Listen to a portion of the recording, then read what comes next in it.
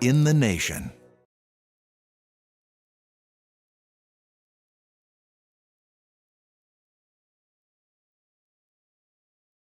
This is SportsCenter.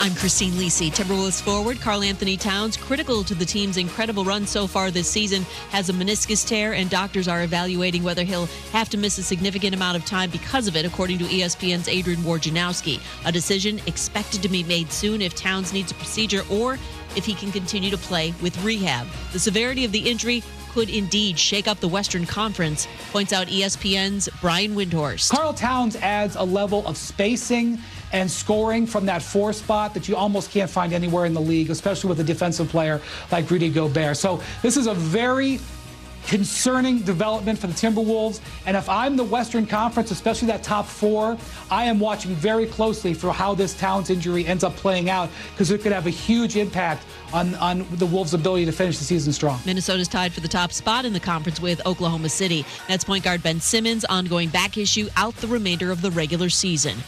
Red Sox and right-hander Brian Bayo agreed on a 6-year, $55 million contract. He could get the start on opening day for Boston. Hey, it's your resident Super Bowl champ, Chris Cannon, coming on Friday as we approach free agency. I'll tell you my top value players your team should sign. It's unsportsmanlike, 6 a.m. Eastern, right here on ESPN Radio, ESPN2, and ESPNU.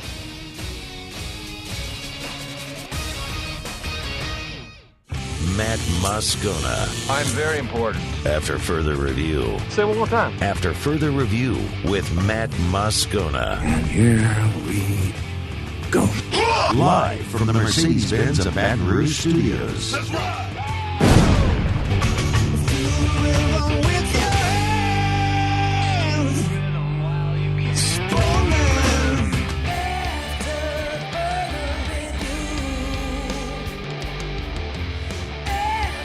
And off we go. Welcome aboard. Glad you're with us, AFR. I'm Matt. This is Shaq O'Neal, and I hate Matt. Paul O'Neal. They're chanting Paul O'Neal's name. Used to. And Mr. Toby Tom play.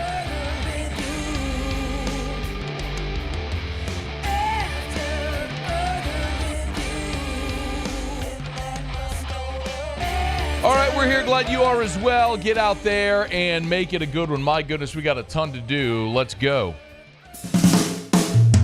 It's time to pop the top on another edition of AFR with Bud Light. Drink easy. This is kind of an incredible moment. Maybe a one of one. And I don't say that lightly at all. The New Orleans Saints are likely to release Michael Thomas. Jeff Duncan with that report earlier today. I say it's sort of a one of one because this is a day where the LSU baseball team rallied in the 9th inning, down 3-1 in the 9th, rallied to beat Southeastern on the road. We're not leading with that. The New Orleans Saints, the LSU Tigers football team, today is the first day of media availability for spring practice. Year 3 under Brian Kelly, entire new defensive coaching staff. Garrett Nussmeier taking over for Jaden Daniels at quarterback to transfer some of the freshmen in. First day, media availability. Brian Kelly meeting with reporters. Not leading with that. We're leading with the fact that the greatest player at his position in the history of the Saints organization is certifiably insane.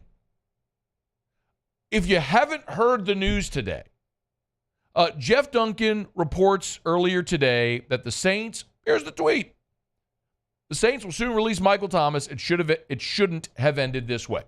So Jeff Duncan reporting that the Saints are going to release Michael Thomas and basically goes through the history as we all understand what happened with Michael Thomas. And Michael Thomas is culpable for a lot of what happened, but there was also a lot of just very unfortunate circumstances being injuries. And that is super, super unfortunate. Like, we'll talk a bit more about it. But Michael Thomas clearly sees Jeff Duncan's report in the column and then goes to Twitter and just tease off on Jeff Duncan, not once, but in this stream of consciousness absurdity. Michael Thomas on Twitter. Jeff Duncan funny how they planning on releasing me if I was on a 1-year deal, laughing emojis. Don't fall for it. He the same dude that tried to be my friend in season after saying I wasn't the same player in training camp. Hashtag next topic. Oh, that wasn't all. Michael Thomas went on. Jeff Duncan is a hoe, H-O-E, his word. Trying to stay relevant, so let's speak on it. The Saints leak information to him to try to ruin players' value, but see, I'm not broke, so I can speak on it. He is broke, so he need clicks. Go look at all his articles that never end up being true. He wasn't done. Michael Thomas tweeted a picture of Jeff Duncan. Look at this clown emoji. Y'all think he know ball? Yeah, right. Y'all really clicking links to what he write. Hashtag good luck. There's a picture of Jeff Duncan. And then he would add, look like he take them salt things. I don't know what that means. He wasn't done. He tweeted another picture of a man drinking a beverage. I don't know the reference to this. Muse, you got it? What is it? I got nothing, but that's Cat Williams. I don't know why he tweeted Cat Williams. Yeah, I don't know. He went on to say, they gon' call you crazy, but it's okay to not take no disrespect. Another tweet, respect comes first. He wasn't done. Ugh, y'all go catch 149 in 16 games, more 15, but I will give you 16. Holler at me, great is great. Drew played, Breeze, 20-something years, I think, and I'm still the only one to do what we did. Make yo excuse for someone else. It is remarkable. And I'm wondering if Michael Thomas has always been insane or if this is a new development. I mean, he is turning into the Saints version of Antonio Brown. Brown played 9 seasons in Pittsburgh. From 2013 to 2018, he was arguably the best wide receiver in the NFL. And then he went crazy. He demanded out of Pittsburgh. He froze his feet. He jumped into a pool when he realized he was being traded after never playing for the Raiders. There were allegations and criminal charges. He left the field in the middle of the game. He did an interview on the pivot wearing a mask. He's nuts. Michael Thomas, 8 seasons in New Orleans. From 2016 to 2019, you could argue he was the best wide receiver in the NFL. Set the NFL single-season record for receptions in 2019, was the NFL Offensive Player of the Year, and then we know the rest of the story. He, unfortunately, was beset with injuries. He ghosted the Saints for an entire offseason. He was part of the 5 minutes where people try to consider Drew Brees racist back in 2020. He's now crushing sports reporters. Michael Thomas is outside of his brain. Like, this is a quintessential example of someone who, when anything goes wrong, is always looking to point the finger. It is so unfortunate and almost unfathomable that the entire Saints fan base, like, I don't know a soul, not a single Saints fan, that is lining up to support Michael Thomas right now. There were still people who wanted to believe after he spent an offseason ghosting the New Orleans Saints, which cost him an entire year, and Sean Payton came to his defense, and they tried to get him back in the building and back engaged, and then more injuries happened, and the injuries suck. But y'all, there's a long list in sports history of great players who battle injuries, and it cuts their career short. I mean, Gale Sayers was amazing. His career ended at 28 years old. Bo Jackson, hip injury, 28 years old. Troy Aikman, concussions, 33 years old. They had more in the tank, but they all are sympathetic figures because we're all left wondering what could have been had it not been for the injuries. Nobody is sympathetic toward Michael Thomas anymore because he's an a-hole or crazy or maybe both. I mean, it is so bizarre to be here at this point with Michael Thomas, where he is, without question, not debatable, the greatest player in this franchise's history at his position. And nobody is sympathetic toward him at all. Everyone is ready for him to pack up his ish and get the hell out of town. He is a nuisance at this point. Like, and why? How are you going to take shots at Jeff Duncan, of all people? Jeff Duncan's won 2 Pulitzer Prizes. He's a 4-time LSWA Columnist of the Year. He literally wrote the book on Sean Payton and Drew Brees. They trusted him with the story. Like, you're going to go after Jeff Duncan for reporting that you're going to be released? Man, so sad. And remember at the Combine, Dennis Allen was, when he met with reporters, he was asked about Michael Thomas. This is what Dennis Allen said a week ago. Where he's at exactly in the process. He's in the recovery process. He's in the rehab process. I can't speak to exactly, where he's at, but I know that the reports I continue to get from the trainers is that, he's making progress. I mean, the most, nondescript, denial you can imagine. And here we are a week later, and the report comes that Thomas is going to be released before the start of the new year. And he goes off on Twitter on Jeff Duncan. Good riddance, man. I cannot wait for the Saints to be rid of Michael Thomas. And you can't help but wonder, again, how much of this has bred and bubbled up because nobody respects the head of the organization.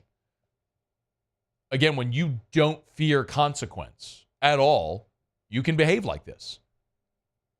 When you don't fear or have let me not say fear, when you don't have a healthy respect for authority and order and chain of command, you behave like this. Good riddance. Never thought I'd say that about Michael Thomas. He cannot get his ass out of the 504 quickly enough. Please, go be somebody else's problem, because I am tired of spending every offseason talking about Michael Thomas. Good riddance. Give me anybody else. Michael, he's nuts. What happened to this guy? Unfathomable. That you could burn every ounce of goodwill you had ever built up with that organization when he was such an all-time great player for this team and for this franchise. It's gone. Give me A.T. Perry.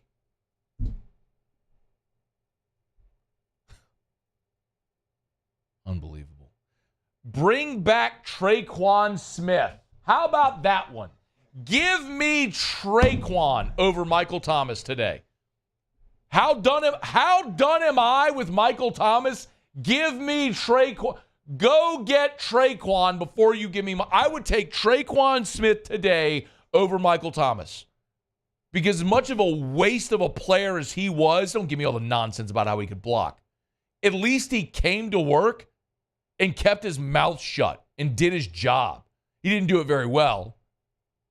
Michael Thomas is a total cancer to this organization. Get out of here. Done. Done. Done. Dead to me. Goodbye. Good riddance. Forever. Somebody asked me, hey, should the Saints draft Brian Thomas and give him number 13 so all the fans could just keep their jerseys? Not a bad thought, but I don't want that because I want no correlation to Michael Thomas ever again. I just said give me Traquan Smith. All right. Show Opens brought to you by Bud Light. I need a lot of Bud Lights to help me calm down after talking about Michael Thomas.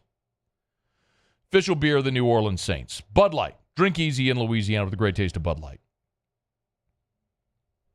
It's AFR. AFR. Brought to you by Glow Resources, GLO, glowresources.com. The Saints probably going to be looking to hire a new head coach because theirs stinks. You need to hire a new head coach? Call Glow Resources. Okay, maybe not. Maybe they don't hire head coaches for NFL teams. Bet you they could, though. Do it better than anybody. GLO, glowresources.com. Yes, at Glow Resources, they are complete employer solutions. They work for you, the business owner. They're not a temp staffing agency. They work for you, the business owner. And one of the things that really differentiates Glow Resources is they guarantee their work. If they place one of their employees with you, the business owner, you get a 60-day guarantee that the employee is the right fit. If it doesn't work, they will find you a new employee at no cost or offer you a prorated refund. That's Glow Resources. 93% retention rate. It's Glow Resources. GLO, glowresources.com. Gulf Coast Bank and Trust is giving our customers the power to bank anywhere, anytime during this challenging event. And we're right there with you. Our mobile banking app is a smart way to manage your money and time. Gulf Coast Bank and Trust, the bank that cares about you.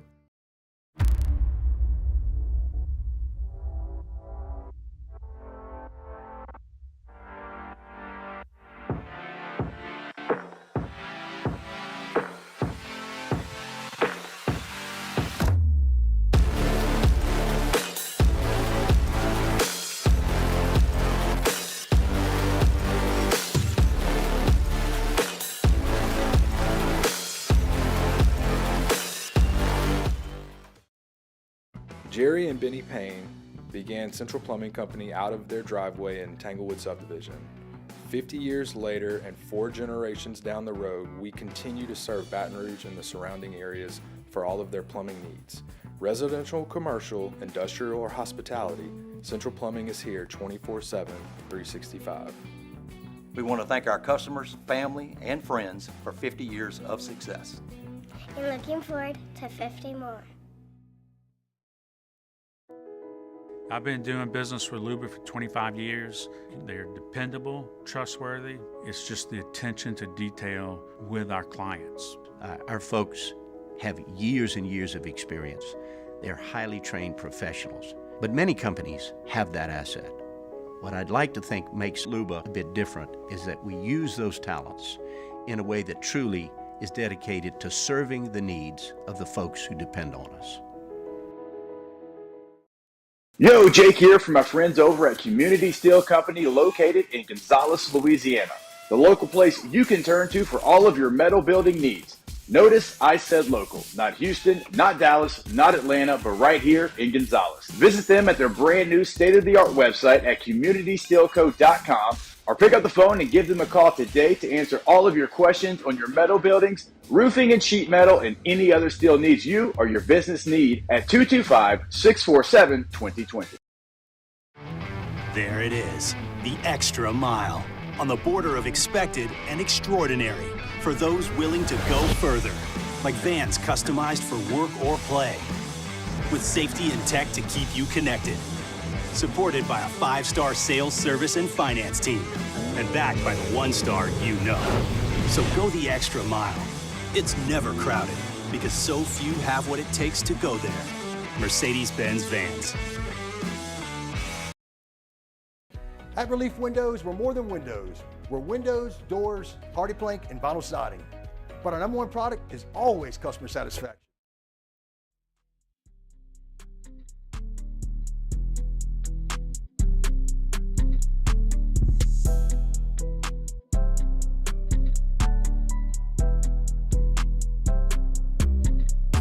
After further review with Matt Moscona. I'm glad you're rolling along with us here.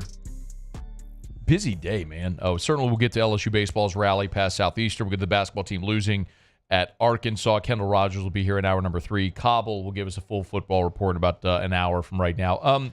So LSU did hit the practice field on Thursday morning. It was the first media availability so far of spring. So the first time the media got to go watch about 20 minutes or so of practice, and then Brian Kelly met with reporters after. Full disclosure, I drive my son to carpool in the morning, and so the 7:55 a.m. practice time is not conducive. So I was not there. That's why Cauble will be here, give us a full report of what he saw. Some of the notes that I saw, some of the videos coming out, a few things of note I thought were interesting. Cohen Eccles, the early enrollee, true freshman, was running at second-team center. So we all know DJ Chester slides into that spot where Charles Turner is now off to the NFL. So, you know your first-team offensive line with Campbell, Dellinger on the left side, Miles Frazier, Emory Jones on the right side, and we knew DJ Chester was going to slide in at center. The second-team center having a true freshman in there is interesting, of course, because Marlon Martinez was in that spot, but he now transferred to Mississippi State. So one of the effects that you see there is you've gotten young there and you're too deep at center. We've wondered certainly about the running backs. Josh Williams, Caleb Jackson are your scholarship guys. There's a handful of walk-ons that are going to take a lot of reps this spring as well. I thought it was interesting when you looked at the receiver groups and some of the notes that I saw. I think this note came from Glenn West, if I'm not mistaken. Kyron Lacy, Chris Hilton, Aaron Anderson were working with the first group. C.J. Daniels, Kyle Parker, Xavion Thomas with A.J. Swan in the second group. So clearly you're saying, hey, to the transfer, C.J. Daniels, Xavion Thomas, go earn it. You've got Kyron Lacy, Chris Hilton, Aaron Anderson, all returning players with the first group. So a couple things on the offensive side there. And Brian Kelly, when he met with reporters, was asked about the offensive style, sort of keeping in mind you are stylistically changing, right? I mean, you do not have a quarterback that's going to run for 1,000 yards. I mean, Garrett Nussmeier had one rushing attempt for 1 yard this past year. That's just, it's never going to be a part. It's not a knock. It's just stylistically, it's going to be different. And Brian Kelly was asked about that. Each year, you're always going to build it around players, not plays. So each year is going to have a little bit of a change. This is still going to be, about finding the best playmakers and getting them the ball like it was last year. And, Garrett is a different quarterback than Jaden. So, we'll look to do things that highlight him. So the nuances within the offense, in terms of attacking, pushing the ball down the field, having balance between the run and the pass, that's not going to change. But the players involved, we have to be able to highlight what they're good at and what their strengths are. And that's where you'll see some changes. The really good news for LSU is you have a ton of playmakers. You have no shortage. And certainly whenever when you get to the fall and you're a little deeper at running back, and then obviously the more you evaluate these wide receivers. I was doing an interview earlier this morning in Birmingham on the Roundtable on Jocks FM, and the guys made the point, Alabama sort of fundamentally changed the past couple of years offensively when they didn't have the elite talent at receiver, and I totally agreed with that. LSU has never had that problem. I mean, we saw LSU very seamlessly transition from the Jamar Chase, Justin Jefferson, Terrace Marshall, right into Kayshon Boutte, Malik Neighbors, Brian Thomas, and I think we're all expecting that transition this year with Kyron Lacy and Chris Hilton and Aaron Anderson.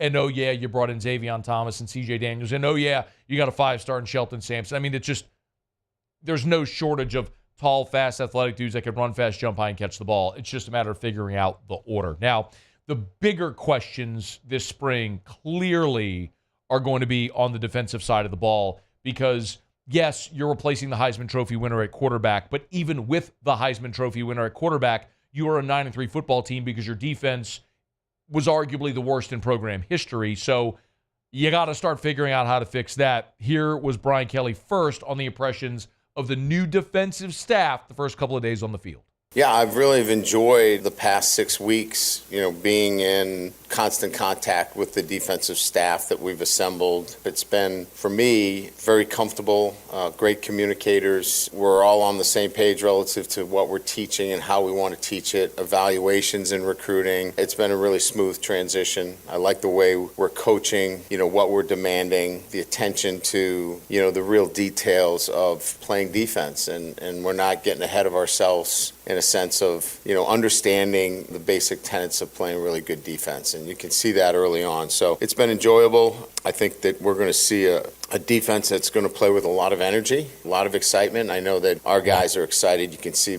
just by the way they're practicing over the last couple of days. So 2 days into practice, and you would hope that you'd have a little bit of pride and you'd want to be better than you were a year ago. Of note, Major Burns and Jordan Gilbert ran with the first safeties today, along with Sage Ryan. And during the media availability today, as the notes were, Sage Ryan was working with the safeties. So that kind of answers one question, right? They sold us a year ago on Sage Ryan being a great athlete and the best tackler, which is why they moved him to corner. Really, they didn't have any good corners, as we saw. And so they thought, hey, here's a really good athlete. Let's see if he can cover.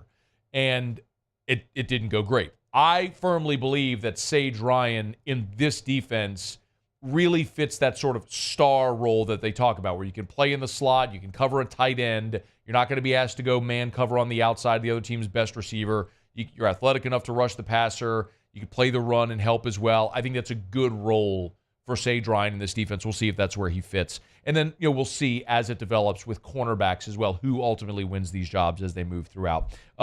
The biggest question defensively that we're all asking, and clearly, you got to get more numbers at defensive tackle. We've talked about that ad nauseum. That's not going to fix. You're not going to fix that in the spring. You got to figure out roles in the secondary. But the biggest question that everybody's asking is, why are you moving Harold Perkins back? So Brian Kelly talked about it with Wilson Alexander in that interview a week ago. This is our first chance to hear it from Brian Kelly's own mouth about why they're trying Harold Perkins at inside linebacker again. The defensive structure is different. I think you start there. You've got a new voice. Blake is coaching the linebacker, so you have a new voice. That's different. That's the second. And then I think collectively, Harold, myself, and Blake felt like, in all instances, this is a place that is going to maximize his potential. And we certainly could keep him out at the star Sam linebacker position, but I think he can impact the defense in so many ways at the will linebacker position. I'm not Brian Kelly. I'm not Blake Baker. I'm not Harold Perkins. I'm also not an idiot. And it doesn't take too long to figure out how and why decisions like this come about. And Harold is thinking about the next level and being a three-down linebacker and what makes you the most appealing at the next level. Y'all, your eyes didn't deceive you a year ago. My eyes didn't deceive me a year ago. They spent all spring and all fall camp trying to make Harold Perkins an off-ball linebacker. We saw it in one game, and it was a disaster. So much so that after one game, they moved him back. You can go spend a whole nother spring, a whole nother fall camp trying to do this again, but I'm skeptical. I'll say that. And I believe I am right to be skeptical, as are you, if you maintain some skepticism. What magic wand is Blake Baker going to wave that's all of a sudden going to make Harold Perkins a great off-ball linebacker when he's done that one game in his college career and it didn't go well? This is a conversation that's not going to go anywhere. Me pounding my fist on the table and yelling about it ain't going to change it. They're clearly going to try it again. But this is a conversation we are going to continue to have through the spring, through fall camp, and we won't know for sure until they tee it up and kick it off in Las Vegas against USC, and we'll see how it goes. They're committed to it. We'll see if they stay committed to it based on how the season goes along. Spring practice underway out at LSU. Today was day 2, and we'll continue to get you up to date as they move throughout their 15 spring practices and head toward the spring game on April 13th. All right, it's after further review. Of course, love telling you about Evermore. Evermore is great tasting natural artesian water from right here in Louisiana. Available at great local retailers. I really encourage you. Maybe you're someone who thinks water is water. Or maybe you're someone who loves drinking premium water brands. I would suggest to you, grab a bottle of Evermore. Go to a great local retailer. Go to the website, evermore.com, EVAMOR, evermore.com.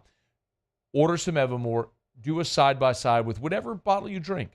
And understand, this is a Louisiana product. And I love, as they say it, it's centuries in the making. It's welled water. I mean, they dig deep into the surface at this perfect spot where they found this natural well This is natural artesian water. It tastes fantastic. If you want, there's nothing added to it. It's pulled out of the ground. It's run through a filter, and there's nothing added, nothing taken away, and then it's bottled. It does not touch air until you uncap it. You want all natural, great tasting water. You want Evermore. If you're an athlete who wants better hydration, if you're a parent who wants a healthier option for your children, or you're someone who just lives a healthier lifestyle, drink Evermore. Try it. You will love it. It's great tasting natural artesian water. Evermore from right here in Louisiana. Evermore.com. EVAMOR. Evermore.com. Okay. It's after further review. We'll go around the SEC. I do want to get to some thoughts on the LSU basketball team losing at Arkansas last night, what that means moving forward. We'll touch on that also. In about 30 minutes, we'll circle back to the baseball Tigers not walking off, but rallying in the ninth to beat Southeastern from down 3-1 to rally to win 4-3. So, a lot to do. Glad you're here. You can always email us, tweet us, text us in the 225-396-4400, 396-4400, 396-4400. Lots of ways to have you aboard with us. Join us. It's AFR. AFR. Love telling you about Action Industries. Of course, our friends over at Action Industries are official partners of LSU Athletics, and I've had the great fortune to tell you for weeks and weeks now about our friends over at Action Industries. Look, since 1982, Action Industries has been servicing the petrochemical and refinery markets, all those different plants up and down the river. And there's one thing that's undeniable. If you're a maintenance manager, a turnaround coordinator, if you're hiring contractors in the plants to do work, consulting service, whatever it may be, number one is safety. If you don't have an exemplary safety record, you cannot get hired. And number two, they thrive on repeat business. So you have to do great work in order to get rehired. Action Industries has been around for 42 years. It tells you all you need to know. They're an official partner of LSU Athletics. When you go to the box this year, every mound visit is brought to you by our friends over at Action Industries. Check them out online, Action Industries. I've been doing business with Luba for 25 years. They're dependable, trustworthy. It's just the attention to detail with our clients. Our folks have years and years of experience. They're highly trained professionals. But many companies have that asset. What I'd like to think makes Luba a bit different is that we use those talents in a way that truly is dedicated to serving the needs of the folks who depend on us. The Windsor Senior Living Community in Mandeville, Louisiana is a beautiful, vibrant apartment community geared toward seniors. They are nestled right in the heart of Mandeville, where seniors live a more carefree lifestyle in spacious apartments with the peace of mind that comes from having a little extra help. Call the Windsor at 985-624-8040 to schedule a lunch and tour. Come see how the Windsor can be your passport to peace of mind. Power up your next project with John Deere Deals by Sunshine. Whether you're working hard or playing hard, our knowledgeable team will help you find the right product for you.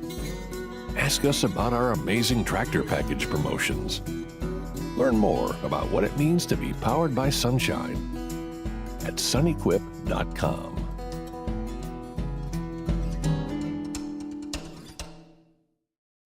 Chrysler Dodge Jeep Ram is taking $17,500 off new 23 1500 Bighorn trucks. We're open for business in our beautiful new showroom and taking $17,500 off new Ram 1500 trucks. All new Bayou vehicles come with a 1 million mile warranty. The crew at Bayou Automotive is going to do right by you.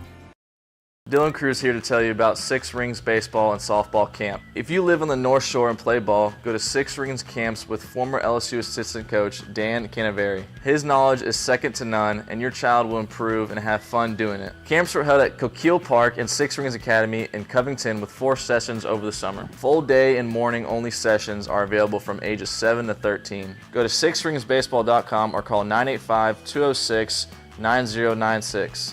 Learn the game to love the game. Electricity is all around us, and our families depend on it. Every day is sparked by the power of a cold drink or a warm meal, a movie night, and a comforting light at the end of a dark hallway. From sunrise to sunset, playtime to bedtime, our team is ready to take care of your electrical needs. Even in the case of an after-hours emergency, the light in your life shines brighter with Mr. Electric. Hey, it's Matt Moscona. For years, you've heard me tell you about Insurance Network of Louisiana, helping you find better coverage for less money. But it's not just for your home and auto.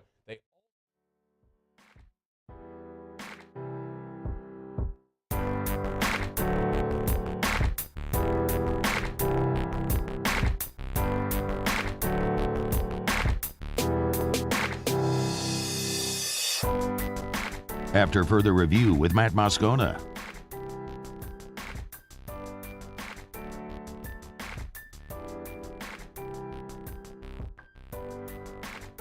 We're talking at the beginning of the show about Michael Thomas, and my feeling is, I just looking at the reaction, it feels like the entire fan base is ready to be done with Michael Thomas. I'm in that number, for certain. A great player who has completely, time and again, when things have gone wrong, pointed the finger at someone else. Just look back at him missing an entire season because of his decision to ghost the organization.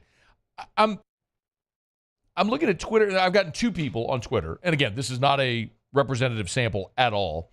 One guy's name is Peyton Hotstream. Super credible. Said, Duncan sucks, bro. Michael Thomas is right. First of all, I don't care one iota. There's not an ounce of my being, not one single solitary ounce of my being that gives a crap whether you like Jeff Duncan's work or not.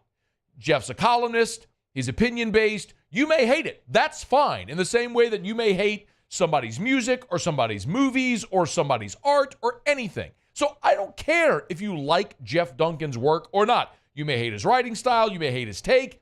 That's fine. I don't care. Same thing with me. There's people who like this show. There's people who don't. That's okay. You just put it out there. You can't make people like you one way or the other. But there is an objective fact. This is inarguable that Jeff Duncan is a credible source. Jeff Duncan has covered the Saints for decades. Like, you don't keep getting jobs at covering the Saints with NOLA.com and The Athletic and writing books like he has without being credible. Clearly, we all think that Jeff's information is good because he's got decades of evidence to suggest and support backing up his reporting. He's won 2 Pulitzers. So if you're trying to debate whether or not Jeff Duncan is a credible source, that's like debating if 2 + 2 is 4. Again, I don't care if you like his work, but you can't debate the credibility of the report. That's what Michael Thomas is doing, which is stupid. And one more guy, FBG, B period, eagle emoji, fleur-de-lis emoji, said LMAO at Matt Moscona said nobody in the fan base supporting Michael Thomas must be 2 fan bases. Brother, I got news for you, man. Like, I try to avoid absolutes. And so I'm certain there's fringe losers like you. I shouldn't say losers. That's rude. Let me not be rude. I'm certain there are people in the fringe of the fan base that are going to just plant their flag and support the athlete no matter what. And that feels like that's where you are. But my goodness, man, like, if you can't see that Michael Thomas has eroded all of the goodwill he built up from the first 4 years of his career, being such a dominant player and earning a $100 million contract. And people who say he got paid and then what? No, he didn't. The first year under his new contract is when he had the record-setting year in 2019. He just suffered an injury and handled it completely wrong. And at every turn when he's faced adversity, he's pointed the finger at somebody else. Bro, he's terrible. I mean, I don't know what other way I can say it. Good riddance, Michael Thomas. And it sucks because there was a time where he was the best receiver in the NFL. He ain't no more. All right. Maybe I'll do a poll or something, like, of Saints fans. I can't imagine who is supporting Michael Thomas at this point. Again, like, I don't care if it ain't about Jeff Duncan. I don't care if you like Jeff or not. I happen to like Jeff. Think he's a good dude. Does a good job. He's been on the show. He's always very generous with his time. But I don't care if you like his work or not. Trying to debate if Jeff Duncan is a credible source is just stupid. That's like debating 2 + 2 is 4. All right, it's After Further Review, brought to you by Pure Restoration, pure-restoration.com, pure-restoration.com. Kill mold, remove odor. If you got black mold, call our friends at Pure Restoration. They'll come in, they'll spray their patented non-toxic dry fog. As a matter of fact, remember, they can do commercial buildings as well. There is I'll leave the name of it out, but there is a giant commercial building in Baton Rouge that Pure Restoration is about to fog, be it for mold or just sanitization. Pure Restoration. Not just mold, but also pathogens that cause odor or other harmful pathogens as well. You can learn more at the website pure-restoration.com. That's pure-restoration.com. Normally, Ed, just hit the music real quick, Muse, for Around the SEC. Around the SEC, bringing you the biggest news from the nation's best conference. Just very quickly, let me run through the scores from yesterday. There's a lot of places around the league are starting to kick off spring practice in football. We'll get you more notes out of spring as we start to get them. But last night on the hardwood, Tennessee went on the road and beat South Carolina 66-59. By the way, South Carolina had a dunk at the buzzer that would have covered for South Carolina and blown the cover for Tennessee, but they missed it by a second. So, cash that ticket. Kentucky, they beat Vanderbilt at Rupp 93-77. Over hit there for Otter. Way to go. And Texas A&M beats Mississippi State 75-69. No games in the conference again until Saturday, where, of course, there's a full slate. Missouri at LSU. Arkansas visits Alabama. Ole Miss hosts Texas A&M. South Carolina's on the road at Mississippi State. The big one in the conference over the weekend will be Tennessee hosting Kentucky. Florida is at Vanderbilt. Auburn will host Georgia. Okay, there you have it. That is Around the SEC. Just a quick basketball scoreboard from around the conference last evening. I do want to wrap up the hour when we come back with some thoughts on the LSU basketball team losing at Arkansas last night. So we'll get to that here in just a quick second. You can email us, tweet us, text us in the 225-396-4400, 396-4400, 396-4400. Look, just very quickly on the text line. Brad said, no need to do a poll, Matt. I think we all appreciate what Mike Thomas has done for the Saints, but those times are long past. Wish him well, let it be somewhere else. That's kind of the point. Like, he's even eroding the goodwill to where I would even want to wish him well. Like, I don't wish ill on anyone, but I'm at this point now where I don't care what happens with Michael Thomas. It's just a good riddance, whatever may come of you, because the reality is Michael Thomas was drafted in 2016. So you had 4 seasons of Michael Thomas, 2016, 17, 18, 19, of great elite Pete Michael Thomas. But since then, 2020, 1, 2, 3, you've had 4 seasons of Michael Thomas, the injury-ridden locker room piranha. Like, You've known elite Michael Thomas for as long as you've known the locker room cancer. So, and now this, it feels like it pushes everything over the edge. Like, the Saints parting ways with him are telling you everything you need to know. He's a 31-year-old injury-prone player that's a locker room cancer. Goodbye. Like, if you were a dude who showed up, busted your ass every day, worked hard, was a great teammate, great in the locker room, great veteran leader, put forth a great example, were willing to take a pay cut, something along those lines. Look at Andrus Peat. Andrus Peat's the better example. Was never a great player like Michael Thomas, but was a starter. And even though he has been maligned by fans, rightfully so, his career has never reached the levels we thought when he was drafted in the top half of round 1. He's had injury issues as well, but Andrus Peat has kept his head down. He's always worked hard. You've never, ever heard anything about Andrus Peat being a bad locker room guy. And so last year, when it comes to it, and you're like, hey, you're going to need someone who probably, look, Pete, you can either take a pay cut and stay, or you can go. Took a pay cut, put his head down, worked really hard. Injury happened, boom, he ends up being your left tackle. Like, yes, it hasn't worked on the field for Andrus Peat the way we thought when they took him 15th overall, but Has anyone ever looked at Andrews Pete and went, man, terrible guy, bad in the locker room? No. He's the anti-Michael Thomas. All right, it's after further review. We'll talk baseball in about 15 minutes. Recap LSU-Arkansas and hoops when we come back at AFR. AFR. Brought to you by Darren James and Associates, brokered by LPT Realty. If you are even thinking about selling your home, you got to call Darren James. 335-7666, 335-7666, or agent225.com. That's agent225.com. Hey, remember, also, I should mention this more often, and this is something I didn't know until I went to buy my first home. But when you buy a home, hiring a realtor doesn't cost you anything. You have someone that can negotiate on your behalf, that can help you find properties that you may not even know are out there. They can walk you through that whole process of things to look for, and their commission comes from the seller's side. So remember, if you're selling or buying, call Darren James. 335-7666, 335-7666, or agent225.com. That's agent225.com. When you think real estate, you know who to think. Darren James. Think real estate, think Darren James.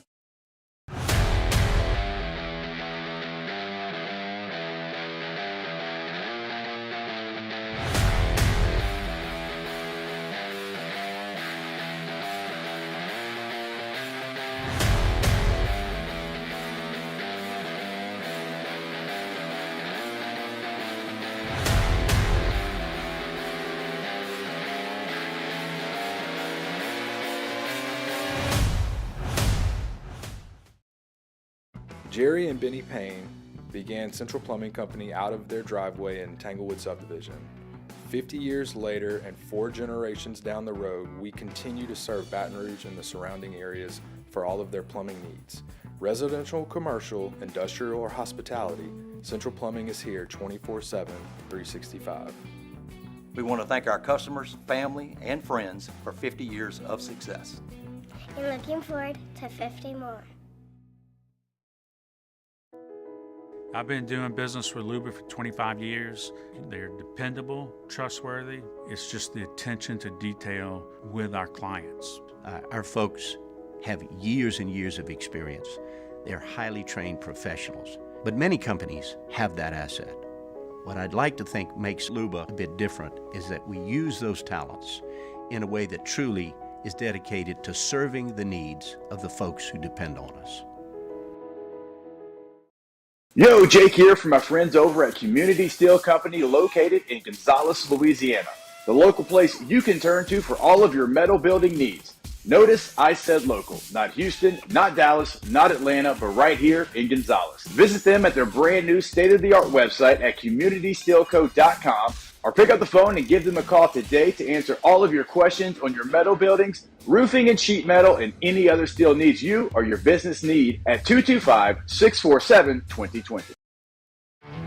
There it is, the extra mile, on the border of expected and extraordinary for those willing to go further, like vans customized for work or play, with safety and tech to keep you connected.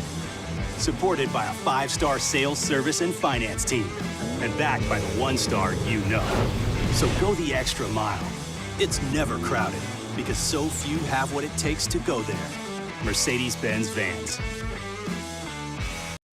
Dylan Cruz here to tell you about Six Rings Baseball and Softball Camp. If you live on the North Shore and play ball, go to Six Rings Camps with former LSU assistant coach Dan Canaveri. His knowledge is second to none, and your child will improve and have fun doing it. Camps were held at Coquille Park and Six Rings Academy in Covington with 4 sessions over the summer. Full day and morning only sessions are available from ages 7 to 13. Go to sixringsbaseball.com or call 985.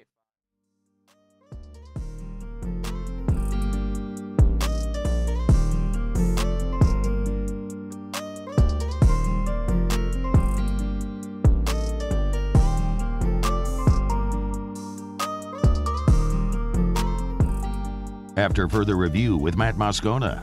That'll be the final 5 seconds as battle crosses the timeline. Final seconds roll off, horn sounds, and this one's in the books. Arkansas snaps a 2-game losing streak.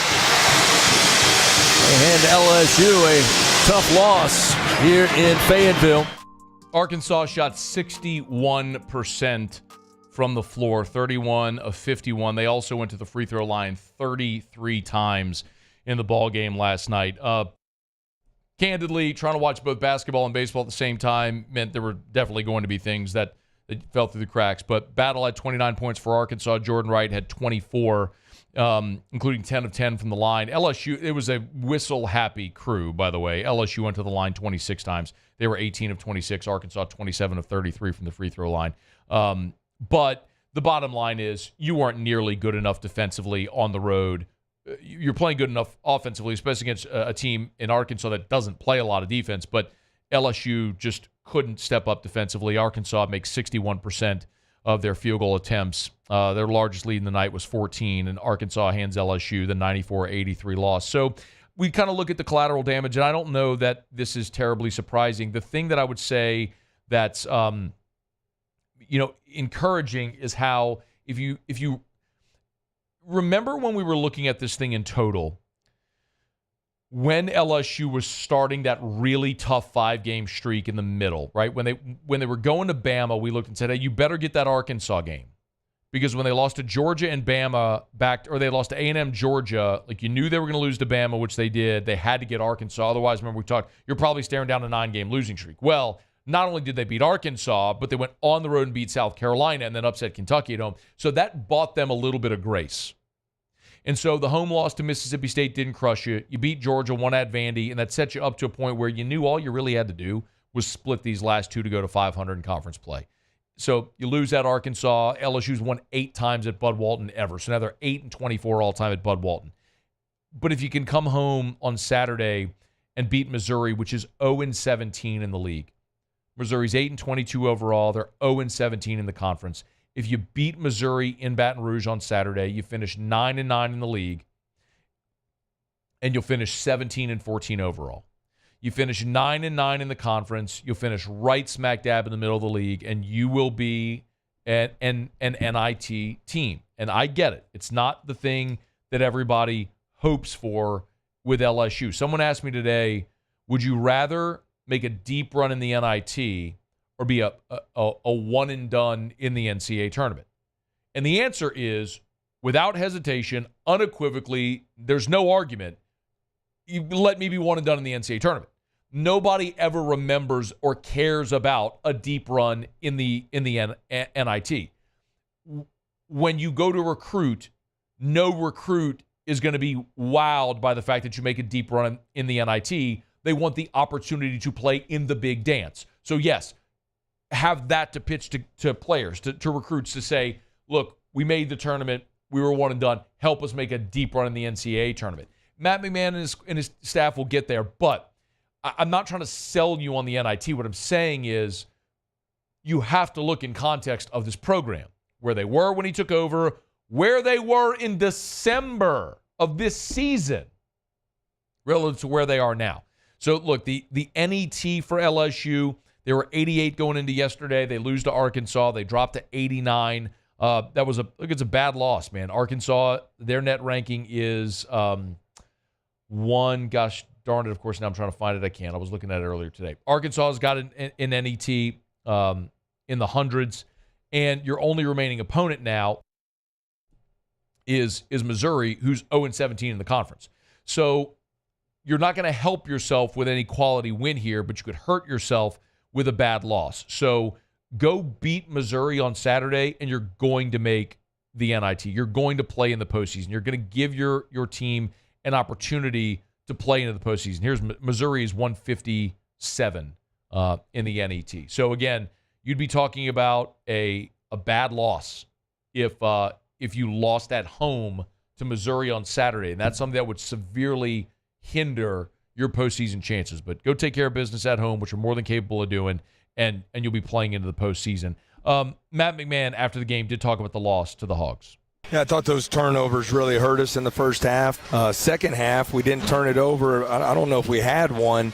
We just really struggled to finish plays at the rim tonight. But the transition defense, when we were unable to convert, they really hurt us out there in the open floor. Our goal tonight in mixing what we were doing defensively, we wanted to protect the painted area, try and limit their rim shots and their ability to get to the free throw line, and obviously didn't do a very good job getting that done. I thought they were just relentless, really hurt us on some ball screens. And, in a game where we got 16 more shot attempts than they did, but they did a much better job finishing at the basket than we did. It's Matt McMahon. After the game, LSU loses to Arkansas, but Tigers will lace them up one more time on Saturday there at the Maravich Center and see if they can get to 500 in conference play to finish out the regular season. All right, it's After Further Review, brought to you by Relief Windows and ReliefWindows.com. Energy-efficient replacement windows, beautiful entry doors, hardy plank, vinyl siding. They do it all over at Relief Windows. Oh, yeah. They do indoor shutters now as well. So if you're going to get your windows at Relief Windows, why not get your indoor shutters at Relief Windows as well? Windows, door siding, Relief Windows, and ReliefWindows.com. Hey, remember, when you call Relief Windows, they are the only window company that will offer you a lifetime transferable warranty on labor, material, and glass breakage. Oh, there's some companies that give you a nice warranty. They might even give you a warranty on the material because that comes from the manufacturer. But labor, lifetime warranty, lifetime on labor, material, and glass breakage. Look, you're going to buy windows one time. Buy them once at your home. Do it right with a great company that's going to sell you beautiful windows and is going to be there long after the sale. It's Relief Windows. Windows, door siding, Relief Windows, and ReliefWindows.com. Okay, y'all. Hour number 2, LSU rallies in the 9th past Southeastern.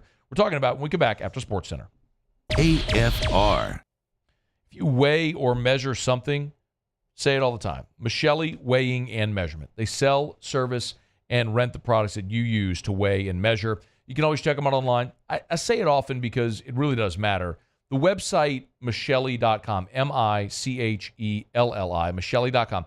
Their website really is a great resource for information. So always encourage you to go check it out online at Michelli.com. It's Michelli Weighing and Measurement. Follow them on LinkedIn as well. They have so many different measurement gauges that they will sell and service. If you need equipment calibrated, our friends over at Michelli can help you do that. They can do on-site calibration if you have equipment that can't leave or you don't want to leave your facility. And man, they're coast to coast with more than 30 offices across 11 different states. It's Michelli Weighing and Measurement. Our nation's largest distributor of scales, Michelli.com. It's Michelli.com. Bayou Ford has the new inventory to get you in a new Ford truck or SUV today, or customize your next vehicle just the way you want it. All new Bayou Ford vehicles come with a 1 million mile powertrain warranty. The crew at Bayou Ford is going to do right by you. It was a humid day, barefoot children play, looking for that summer shade. Time just slips away. Oh, Louisiana, some kind of hold on me, like cypress stumps. Your roots are planted deep inside of me.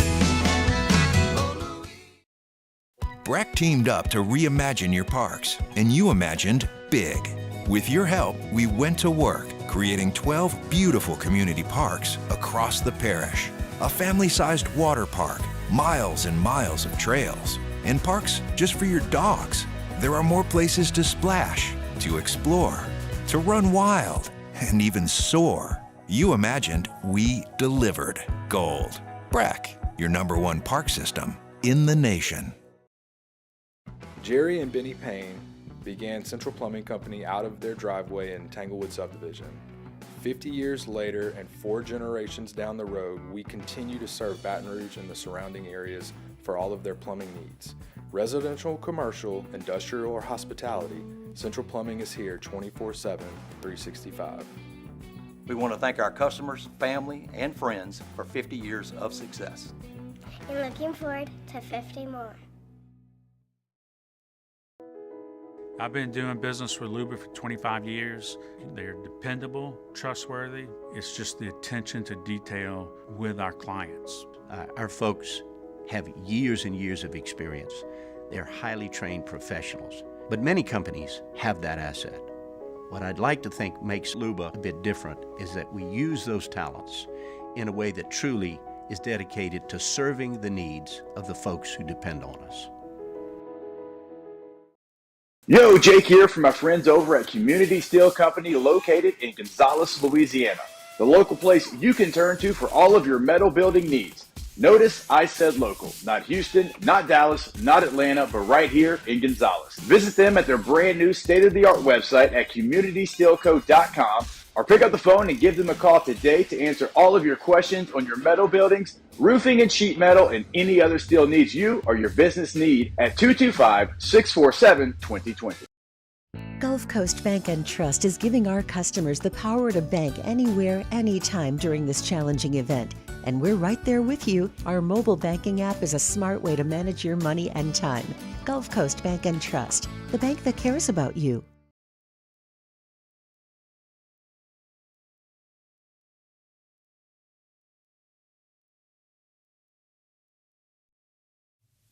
This is SportsCenter. I'm Christine Lisi. Breaking news, the Bears and star cornerback Jalen Johnson agreed on a 4-year, $76 million contract, over $43 million guaranteed at signing. He's one of 3 big investments Chicago's made on defense recently, along with defensive end Montez Sweat and linebacker Tremaine Edmonds. Saints and safety Tyrann Mathieu, a 2-year extension, lowers his salary for this year and adds 3 more years to his deal. NBA Timberwolves forward Karl Anthony Towns has a meniscus injury, reports ESPN's Adrian Wojnarowski. A decision is expected to be made soon if he needs a procedure or can continue to play with rehab. T-Wolves tied for first in the West, and Towns has played a major role in that, explains ESPN NBA analyst Austin Rivers. Karl provides spacing, he provides scoring. He's upped his defense. He's upped his leadership role there. He's fitting in, and obviously he's been there long term. But in terms of the chemistry of him and Ant, that's really a Batman-Robin situation. I mean, for them to compete, if we're talking about a serious run, them getting to the conference finals, this is a big deal, man. This changes the landscape of the West if he's out. Red Sox and righty Brian Bayo agreed on a 6-year, $55 million extension. Hey, it's your resident Super Bowl champ, Chris Cannon, coming on Friday as we approach free agency. I'll tell you my top value players your team should sign. It's Unsportsmanlike, 6 a.m. Eastern, right here on ESPN Radio, ESPN2, and ESPNU.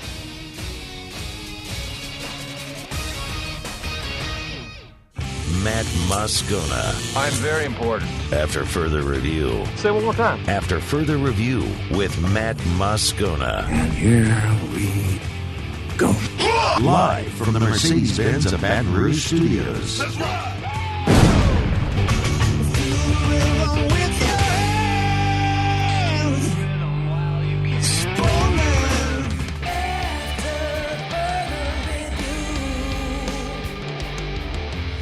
Hour 2, off we go. Welcome aboard. Glad you're with us. It's AFR. I'm Matt. You're a loser, Matt! Hey, shut up, kid. Paul O'Neill. They're chanting Paul O'Neill's name. You sue. And Mr. Toby Tomplay.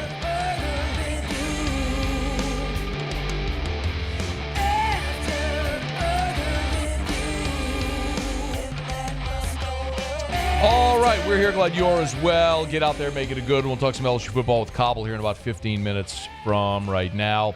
What a day. Michael Thomas has lost his mind, going off on Jeff Duncan on Twitter. LSU football, first media availability for spring. Basketball Tigers lost last night. Kendall Rogers, 1 hour from right now. The baseball Tigers walked it. Well, they didn't walk it off, excuse me. They rallied in the 9th. Here was the call when Paxton Kling stepped up to the plate with LSU down 1 and 2 on with 2 outs in the 9th. Trail at 3-2 in the top of the 9th. The 2-0 pitch to Kling. Line drive, base hit. The game is tied, and the Tigers are going to take the lead. This ball's going to roll all the way to the left field wall. Fry slides home safely. Paxton Kling, a 2-run double, and the Tigers lead it 4-3. Well, let's start, by the way, Jeff Palermo there on the call, pinch hitting for Chris Blair, who's with the basketball team in Arkansas. That was courtesy of LSU Sports Radio Network. It was interesting. We'll start with the end, and then we'll go to the beginning, because obviously how they rallied. Sometimes it's so easy when you're up against it to just kind of give in a little bit. And LSU could have done that in the ninth. Southeastern, took the 3-1 lead, and Tigers are going into the top of the ninth, and Jake Brown was up first and he fouled out, and then Stephen Milam came up to the plate and roped a single to center field, and that's one of those instances where when you think things maybe aren't going great, you're just going to give away an at-bat and get out of there. It happens all the time in the ninth. But Milam singled, and then Jared Jones flew out to right field. Kind of went inside out and just got a little under it. So you got 2 outs. 2 outs, runner on first. You're down 2. Mac Bingham's at the plate. Maybe the tendency there is to get super aggressive and try to tie the game with one swing. But Mac Bingham, he gets down 1-2, and that at-bat was picture perfect of a guy who has played now 5 years of college baseball.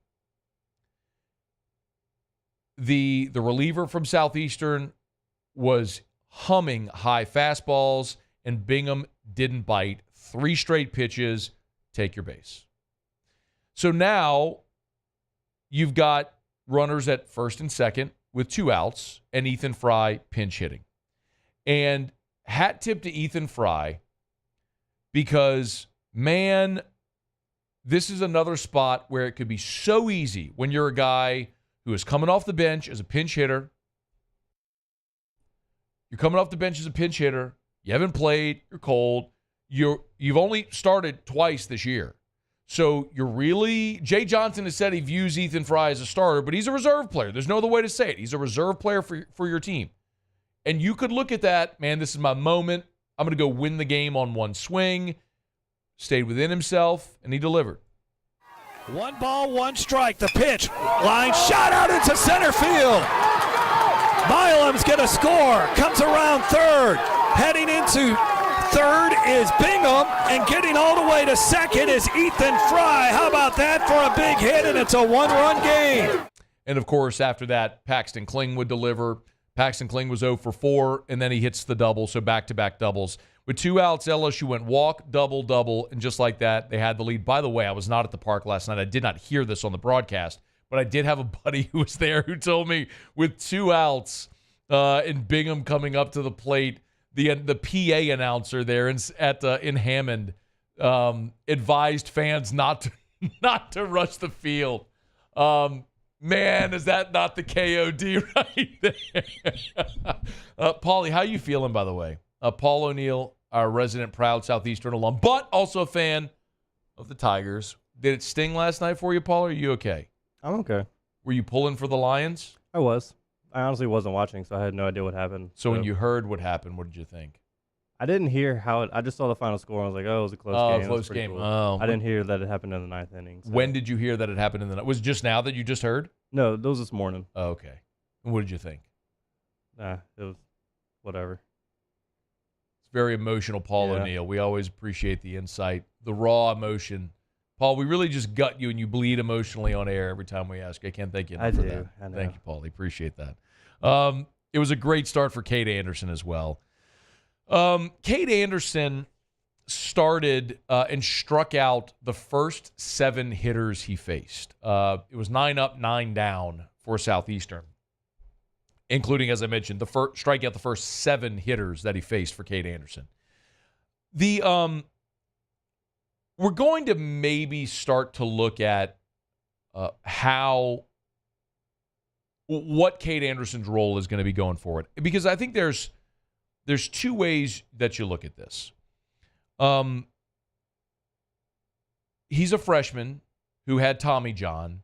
And by the way, he finished the night with 13 strikeouts in 5 innings pitched yesterday. So let me not omit that part. I mean, that's a career high, 13 strikeouts in 5 innings pitched. He allowed 1 run on 2 hits. But there's one school of thought with Cade Anderson to say, look, he's still a freshman. Let him develop. keep him in that midweek role, let him continue having success, and later in the season, when you get into postseason play, there's going to come a time, as we saw last year, where you're going to need a fourth starter, just the way postseason is structured, be it in a SEC tournament, in a regional scenario, if you end up playing a fourth game, or in Omaha. So Cade Anderson, as a starter, very likely is going to play a role for LSU in the postseason. He's likely going to have to. What you sincerely hope, though, is the rotation as you have it now holds up and continues to be awesome, and you can keep Anderson in his current role, or eventually look at the possibility, if you need him, of being a lefty out of the bullpen in SEC weekends. But then you look at what Nate Ackenhausen did last night, who, once you got the lead, came in the ninth inning, and it was 3 up, 3 down, struck out the side in the ninth, and it was not even close. He was overwhelming. It took 10 pitches. I mean, Nate Ackenhausen struck out the side on 10 pitches in the ninth. When he's on and good, he's awesome. There's very little Ackenhausen hasn't seen up until this point, especially considering the job he did in Omaha last year. So Anderson's role moving forward is really going to be interesting. Fidel Ulloa, they went to him last night, again, in the spot where he was really, really good. Gave you 2 innings of relief. Justin Lohr, it wasn't great. And he walked a guy on 4 pitches, balked, and then he was out of the game. So,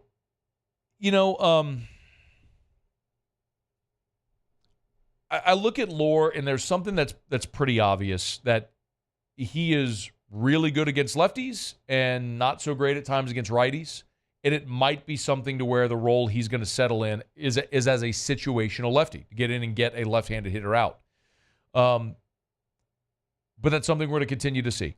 And if LSU, in particular the way that Nate Yeskie calls pitches, continues to work more off speed, which we haven't seen a ton of. Cade Anderson did throw his curveball last night. He's got a good curveball when he throws it for a strike, which he'd struggled to do up until this point in the season.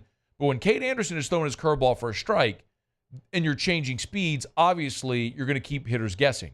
If all you're going is fastball slider, then hitters can guess and be right, and if they make contact, they're going to do damage. So the real difference for Cade Anderson last night was the breaking ball, and I would say the same thing when Justin Lohr is good, is when he can throw his off-speed stuff. So we'll continue to watch it. It's going to be a development, and obviously you have a new pitching coach calling pitches this year as well, so there's going to be different sequencing and stuff like that. It's all going to be part of the process of learning, but it's always better to learn lessons in a win than in a loss, and LSU managed to sneak out the win last night in Southeastern after playing 4 games on the road in Houston last week.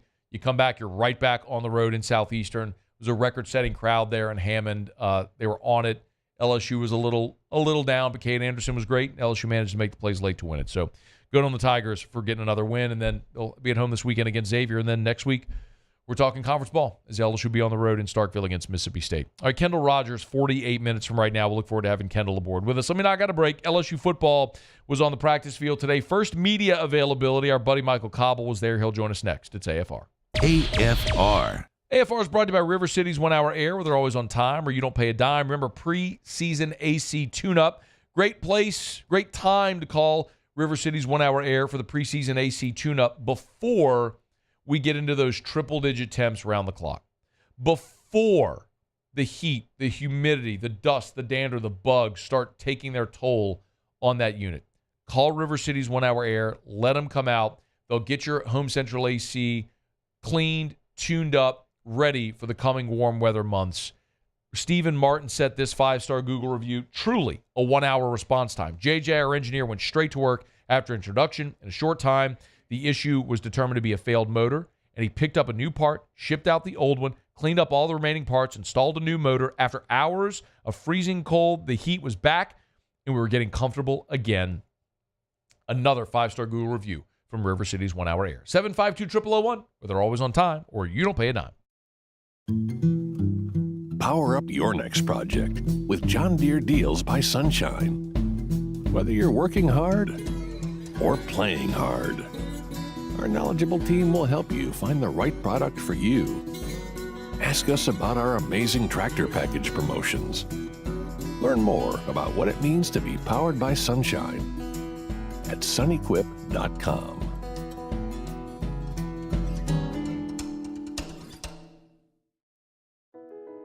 I've been doing business with Luba for 25 years. They're dependable, trustworthy. It's just the attention to detail with our clients. Our folks have years and years of experience. They're highly trained professionals. But many companies have that asset.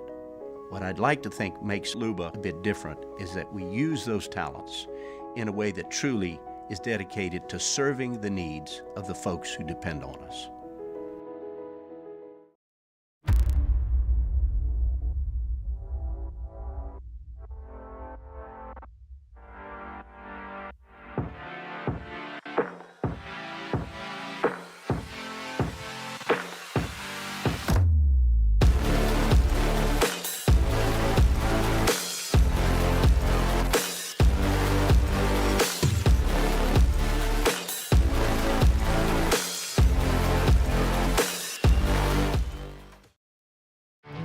There it is, the extra mile, on the border of expected and extraordinary for those willing to go further, like vans customized for work or play, with safety and tech to keep you connected, supported by a 5-star sales, service, and finance team, and backed by the 1-star you know.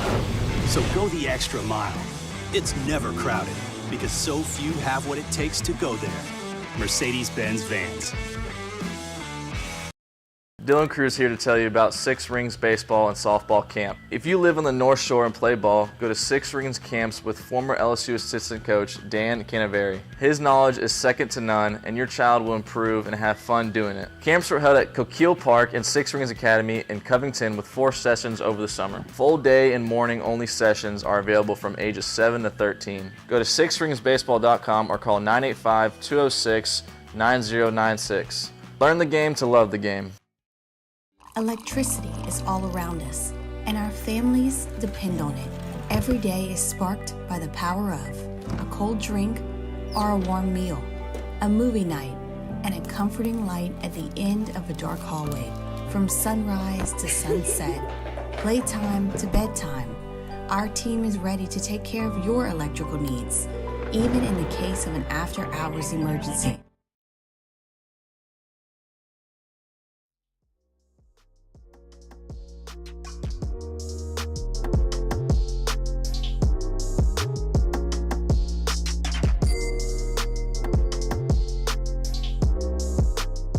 After further review with Matt Moscona.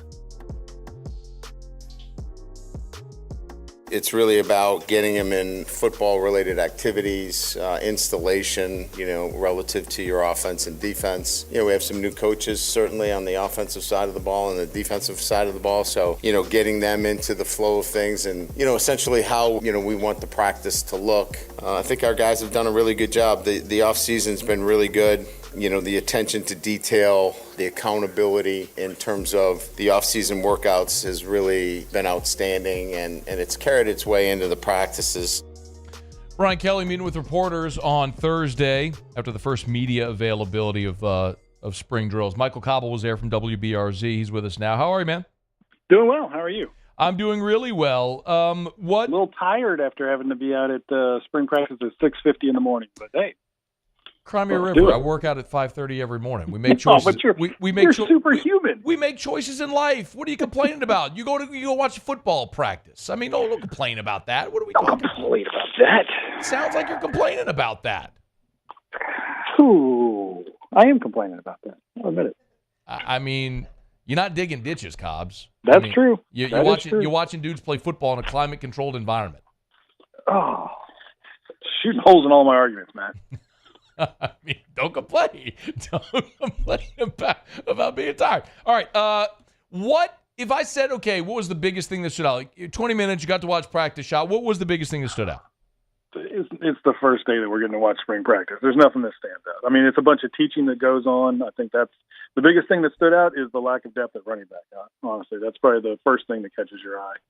After that, it was pretty much business as usual. The new coaches stood out to me because obviously I know some of them and recognize them from years ago, and it's great to see them back on campus or on campus for the first time. And as Bo Davis is concerned, I never thought I'd be alive to see the day where he actually showed up and coached at LSU, so that's great to see. Why? But because he was like the white whale, right? They were hunting him forever. Every time there was an opening, I always felt like, Bo Davis's name. It was the John Gruden, of the defensive line coach. It was like, it's going to happen. He knows somebody, and so finally it happened, I guess, is the most, important thing as far as that goes. But just in general, it's just, a bunch of teaching and a bunch of guys trying to get their feet underneath them.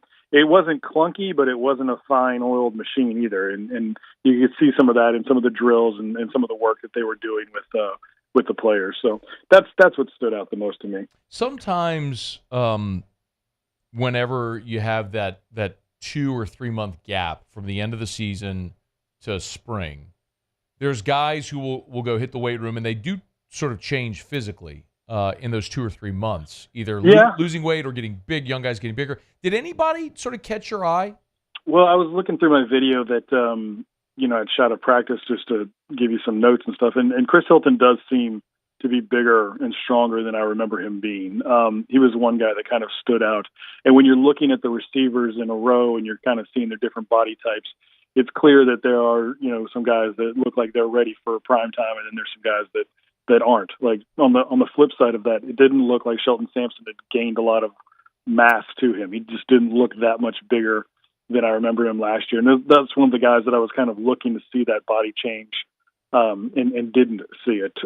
That's pretty much at the skill, as far as offensive line, defensive line, I didn't really see a lot of that. And I'll be honest, I didn't get to look at the safeties. I was watching some corners with Corey, some D-line with Bo, and then a little bit of offense, with receivers, running backs kind of stuff. Wait, I'm sorry. So did you say you did or did not look at the offensive and defensive lines? No, I watched a little bit of the defensive line and a couple of plays with the offensive line. So okay. I didn't see who was running first team. I know DJ Chester. I know DJ Chester is taking the first team snaps. And that was really the only question mark that I had there. But the defensive line, I did watch him work with Bo, the tackle specifically, just to kind of see the depth and how are they going about addressing that. And it's not thin, but it's certainly getting there, right? If they've supplemented McAnally, I think is the guy. Yeah, the offensive lineman, Chemo, who moved over. Yeah, so you could see him. He was there. I think he was fourth in the rotation. So right away, you just kind of see how thin they are working there. Did you happen to notice Sean Washington? He's the JUCO transfer from New Orleans who started his career at Georgia, went JUCO, and now is with LSU. Is it Sean or Shone? So it's Brian Kelly is mispronouncing it. It's Sean. It's Sean Washington. I mean, that's not going to surprise anybody that Brian Kelly's mispronouncing a player's name, but it's Sean Washington, yes. Okay. No, I did not see him. I just glanced at the roster and saw what number he was. It looks like he is fifth in line. Because it's spelled Shone, right? So. And Brian Kelly keeps saying Shone, but I am to understand, as it has been told to me, that the young man's name is Sean. It's Sean Washington. All right. Well, he was fifth in drills, I can tell you that.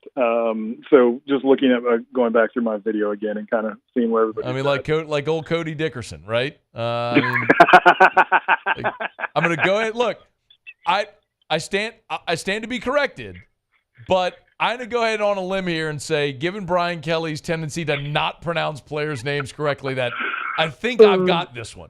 You're probably right. You're probably in there before he is. Yeah, it's man. It took me a couple of press conferences to figure out who he was actually talking about, and I'm like, who is he talking about? Who is this guy? But Shone. And it was great because he would also mix up old Notre Dame players with LSU rosters. Yeah. I was like, that guy doesn't play here, coach. That would happen at times. By the way, Sean Washington's LSU page, his the photo at his LSUsports.net page almost looks like it's AI generated. Look at that. He's wearing number 7 too, by the way, in the photo. It almost looks AI generated. Like it's I don't know. Well, that threw me when Will Campbell was wearing number 7, and I was like, Will Campbell? I'm pretty sure it's Will Campbell. He did that last year. Yeah, just something you're not used to seeing. Yeah, Because we don't get to see that many practices. No, Like, that's true. Once the season ends, it's nothing that we see on the norm. So, Cobble's with us. He's on Twitter at Cauble. What about quarterbacks?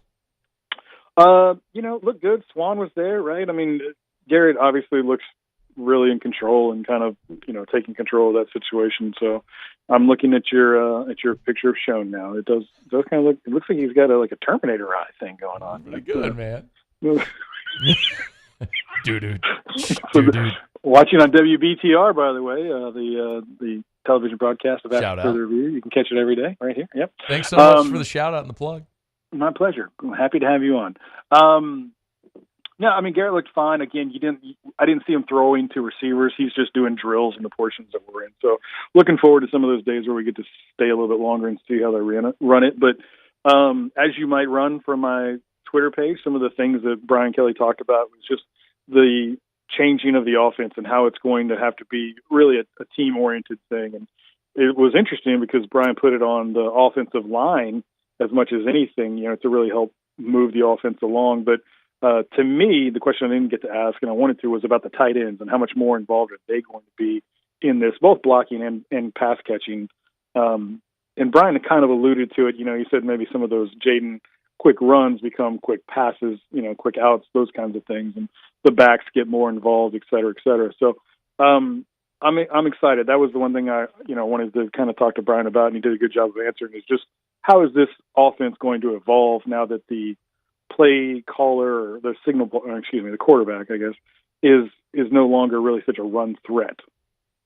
Yeah, it's undeniably going to be different. Cobble's with us here. Hey, one other thing, I noticed you did put up Brian Kelly's answer about Corey Raymond. You had some B-roll as well, Corey on the field.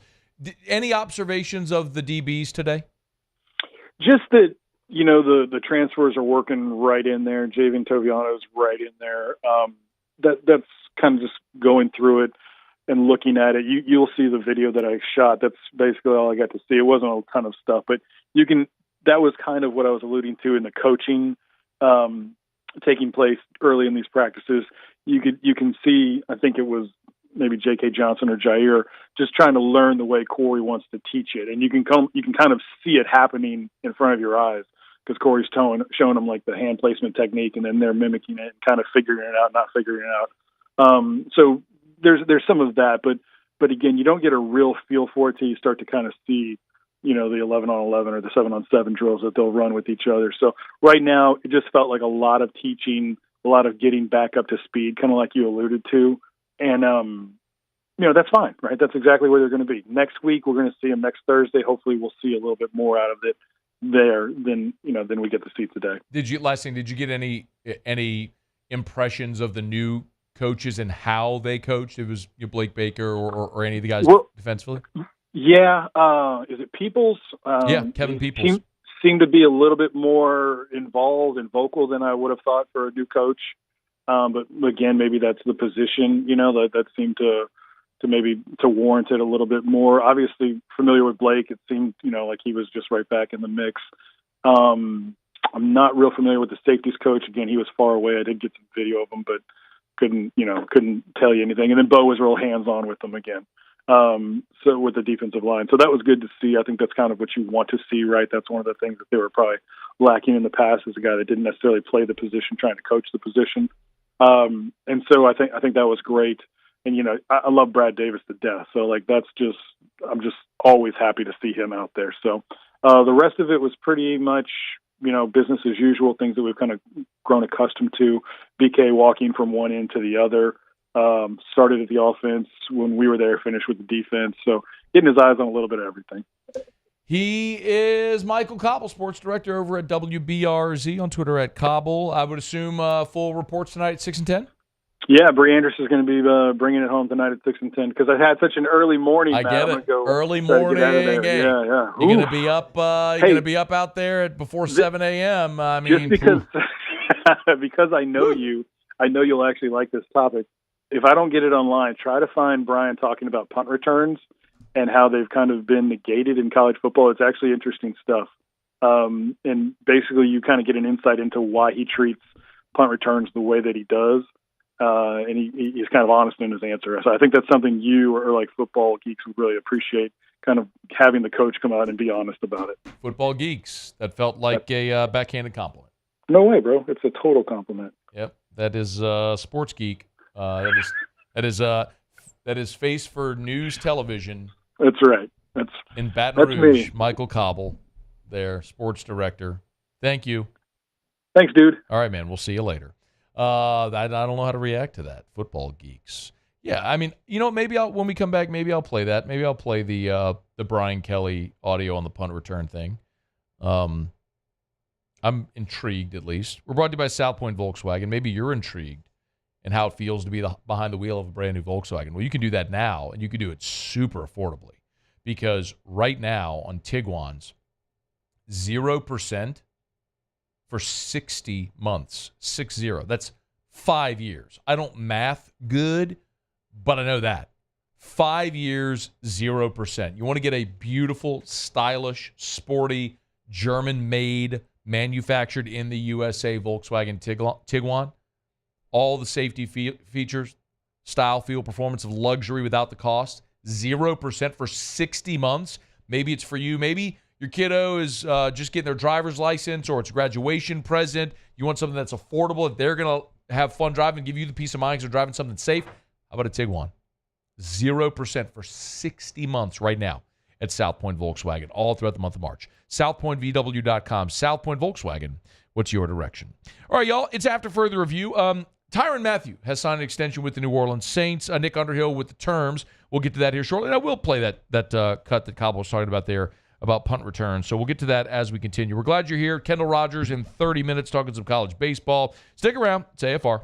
AFR. Get Gordon and get it done. Gordon McKernan Injury Attorneys. Of course, we appreciate the partnership with Gordon McKernan Injury Attorneys and love telling you about all the members of the G team as that roster continues to expand. Men's sports, women's sports, on and on. By the way, very pleased to welcome another day, another member of the G team, West Monroe's own Josh Pearson, the newest member of the G team. Tiger outfielder / second baseman is joining up on Gordon's G team. So if you want to find out more about all the members of the G team and all the great work Gordon's doing with these NIL deals, you can always go to GordonGives.com. That's GordonGives.com. GordonGives.com. That's where you can learn about all the charitable endeavors that Gordon McKernan Injury Attorneys do. And, of course, as I tell you all the time, if you've been injured in an accident, it's not your fault. Don't go it alone. If you need representation, do what injured people in our state have done for more than 3 decades. Get what you deserve. Get Gordon and get it done. Go to GetGordon.com. Get Gordon and get it done.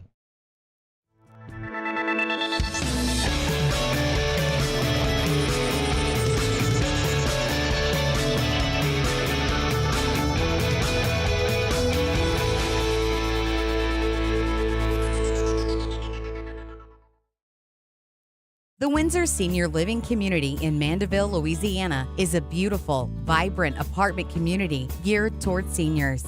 They are nestled right in the heart of Mandeville, where seniors live a more carefree lifestyle in spacious apartments with the peace of mind that comes from having a little extra help. Call the Windsor at 985-624-8040 to schedule a lunch and tour. Come see how the Windsor can be your passport to peace of mind. Hey, it's Matt Moscona. For years, you've heard me tell you about Insurance Network of Louisiana, helping you find better coverage for less money. But it's not just for your home and auto. They also offer commercial property. So, retail stores, professional offices like doctors, dentists, attorneys, clothing boutiques. Insurance Network of Louisiana can find you better coverage for less money. They service the entire state of Louisiana, and they're local. So call today at 293-0450 or lainsurance.net. Breck teamed up to reimagine your parks, and you imagined big. With your help, we went to work, creating 12 beautiful community parks across the parish. A family-sized water park, miles and miles of trails, and parks just for your dogs. There are more places to splash, to explore, to run wild, and even soar. You imagined, we delivered. Gold. Breck, your #1 park system in the nation. Jerry and Benny Payne began Central Plumbing Company out of their driveway in Tanglewood subdivision. 50 years later and 4 generations down the road, we continue to serve Baton Rouge and the surrounding areas for all of their plumbing needs. Residential, commercial, industrial, or hospitality, Central Plumbing is here 24/7, 365. We want to thank our customers, family, and friends for 50 years of success. And looking forward to 50 more.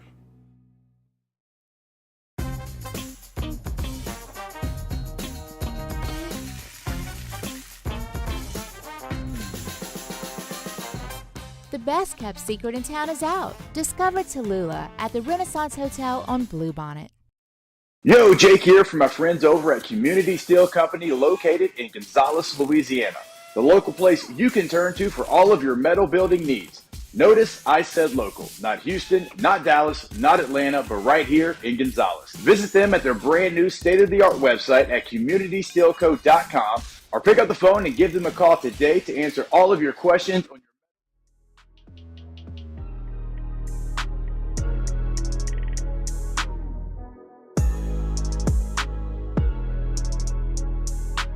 After further review with Matt Moscona.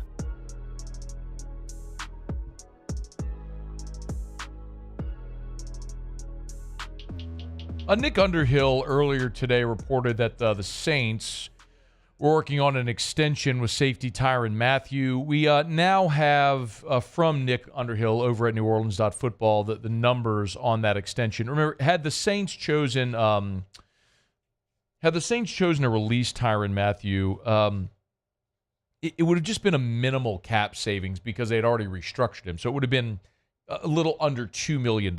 So by working on a contract extension and adding years to the contract, now it adds more years where they could spread out cap numbers and sort of like that. So final numbers on the Tyrann Mathieu extension from Nick Underhill. It's a 2-year extension, maxing out at $13.75 million with $10 million of it guaranteed. So 2 years, $13.75 million with $10 million guaranteed.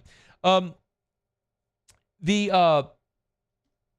you I'm trying to real quickly see if I could pull up what the contract would have looked like. So fine. As it looks, what they've done here, and I actually don't know. Yeah, this doesn't include, forgive me, I was looking up at Spotrac to see if they had updated yet to what the future of the deal would look like. They don't. As of right now, Tyrann Mathieu's 2024 cap hit is $12 million. The dead cap number was 10.3. So had they out now released Tyrann Mathieu, they would have saved a little under $2 million, like $1.7 million. But they still are on the hook under the old deal for $7 million next year, and then another $4.3 million in 2026, and then another $1.1 million in 2027. And those were all voided years where he would have been a free agent after this coming season. So now basically he's under contract in 24-25, and we'll see how they ultimately spread this out. Ultimately, listen, the question for Tyrann is how much longer is he going to be able to play, and how much longer is he going to be able to play effectively? He's 31 years old, and he's played in 163 NFL games. So he's no longer a young player, obviously, and you look for when that inevitable dip will come. The interesting thing is it appeared as though that had happened. And he's had a bit of a resurgence in New Orleans. Won the Super Bowl in Kansas City in 2019 and had 75 tackles. And then in the COVID year had just 62 tackles.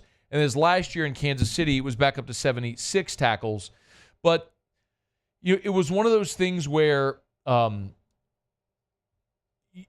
Kansas City was probably betting on parting ways a year too early rather than a year too late.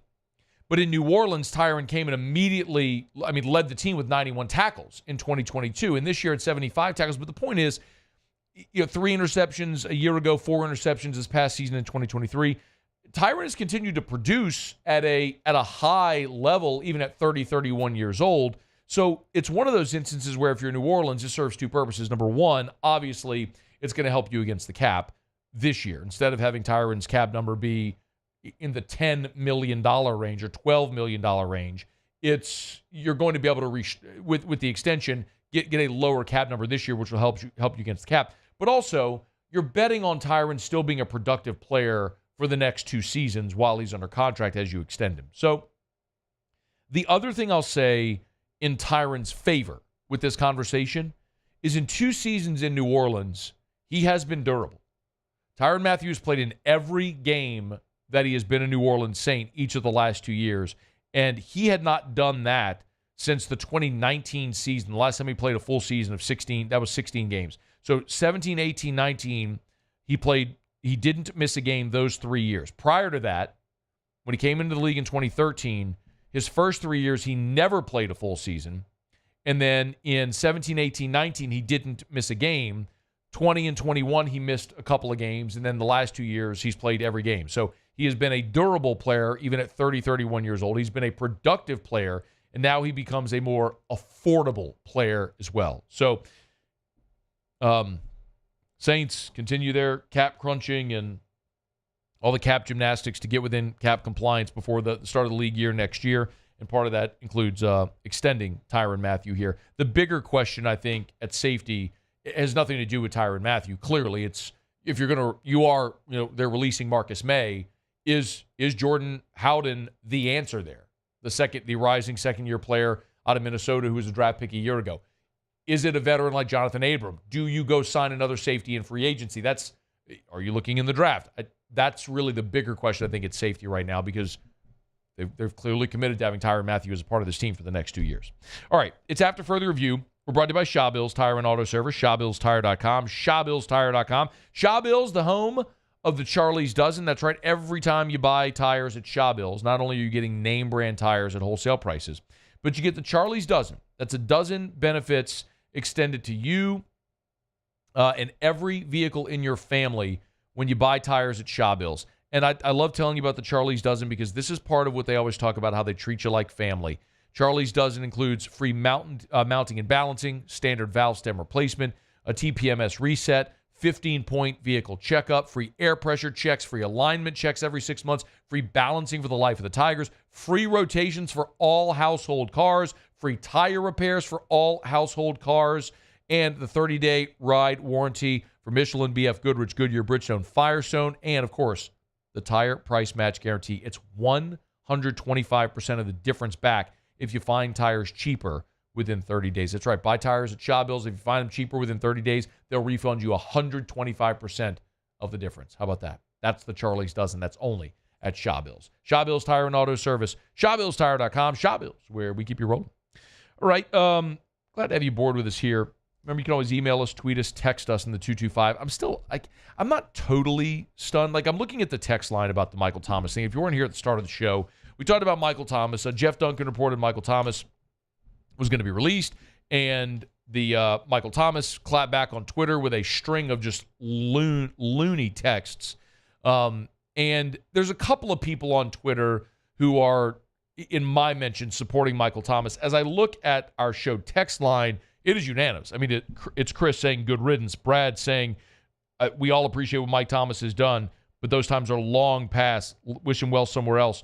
John said 100% agree with everything you said on Michael Thomas. True Saints fan here. He quit on the team long ago. Glenn said, what's wrong with Michael Thomas calling Jeff Duncan a hoe? Wow. I mean, there's nobody anywhere except for the few people on Twitter who are supporting Michael Thomas in this instance. And the other thing, let me put it to you this way. Think of it in these terms. When Jameis Winston was under attack, Atlanta game, make sure he gets the touchdown for Jamal Williams. When Jameis Winston was under attack, all of his teammates publicly went to bat for him, didn't they? Didn't we see that? All of his teammates publicly went to bat for him. Jimmy Graham called him the best teammate he'd ever had. You see anybody going to bat for Michael Thomas? Teammates, executives, coaches, anyone in this organization? Where are the people going to bat for Michael Thomas? Ain't nobody doing it. The reason's obvious. He ain't a good locker room guy. He's selfish, and he displaces blame. Every time something goes wrong, people are pointing the finger. The bigger question is, how did the Saints miss that in the draft process? You got 4 great years out of Michael Thomas. But first sign of something going wrong, we saw a complete 180. We saw a guy who was no longer engaged, a guy that ghosted the franchise, a guy that missed an entire season because he wouldn't pick up the phone and talk to anybody on the medical staff. And it's just snowballed. Some of y'all are just trying to pit this as player against reporter. And I've said this a million times here. Ain't nobody ever going to defend a reporter over a player. Because people don't buy Jeff Duncan jerseys. They buy Michael Thomas jerseys. So I get that. But if you're being honest with yourself, think of it that way. Where are Michael Thomas's teammates coming to his defense? Where are his coaches coming to his defense? It's crickets. That silence is deafening right now. All right, it's after further review. Kendall Rogers in 15 minutes. Moose will do Tigers and the Pros next. AFR. Brought to you by Clegg's Nursery, 4 locations in the greater Baton Rouge area. You know where they are, and where they'll be this weekend is at the LSU Ag Show at the Parker Coliseum. So you can look. I mean, y'all, it is just gorgeous this time of year. Yesterday was an immaculate evening, and you can tell the days are getting longer, man. This morning, got up, as I mentioned, to go work out every morning. And, man, even this morning, just before 6 a.m., you could start to see the sun poking through.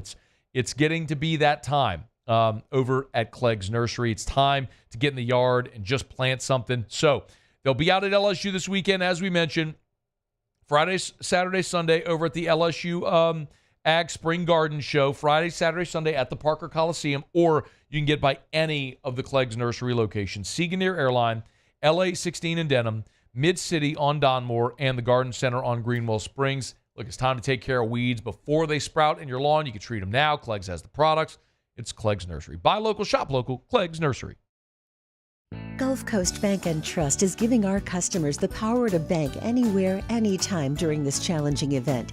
And we're right there with you. Our mobile banking app is a smart way to manage your money and time. Gulf Coast Bank and Trust, the bank that cares about you. He's here. Anyone want a Coors Light? Oh, shoot, I forgot to play the song. I got a guy who can fix this. Chrysler Dodge Jeep Ram is taking $17,500 off new 23 1500 Bighorn trucks. We're open for business in our beautiful new showroom and taking $17,500 off new Ram 1500 trucks. All new Bayou vehicles come with a 1 million mile warranty. The crew at Bayou Automotive is going to do right by you.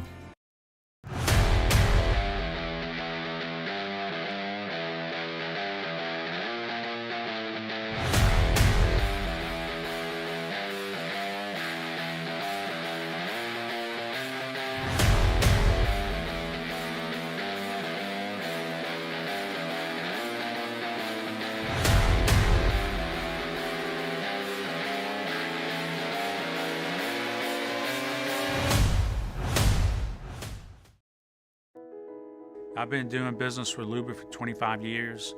They're dependable, trustworthy. It's just the attention to detail with our clients. Our folks have years and years of experience. They're highly trained professionals. But many companies have that asset. What I'd like to think makes Luba a bit different is that we use those talents in a way that truly is dedicated to serving the needs of the folks who depend on us. There it is, the extra mile, on the border of expected and extraordinary, for those willing to go further, like vans customized for work or play, with safety and tech to keep you connected, supported by a 5-star sales, service, and finance team, and backed by the 1-star you know. So go the extra mile. It's never crowded, because so few have what it takes to go there. Mercedes-Benz Vans. Dylan Cruz here to tell you about Six Rings Baseball and Softball Camp. If you live on the North Shore and play ball, go to Six Rings Camps with former LSU assistant coach Dan Canaveri. His knowledge is second to none, and your child will improve and have fun doing it. Camps were held at Coquille Park and Six Rings Academy in Covington with 4 sessions over the summer. Full day and morning only sessions are available from ages 7 to 13. Go to sixringsbaseball.com or call 985-206-9096. Learn the game to love the game.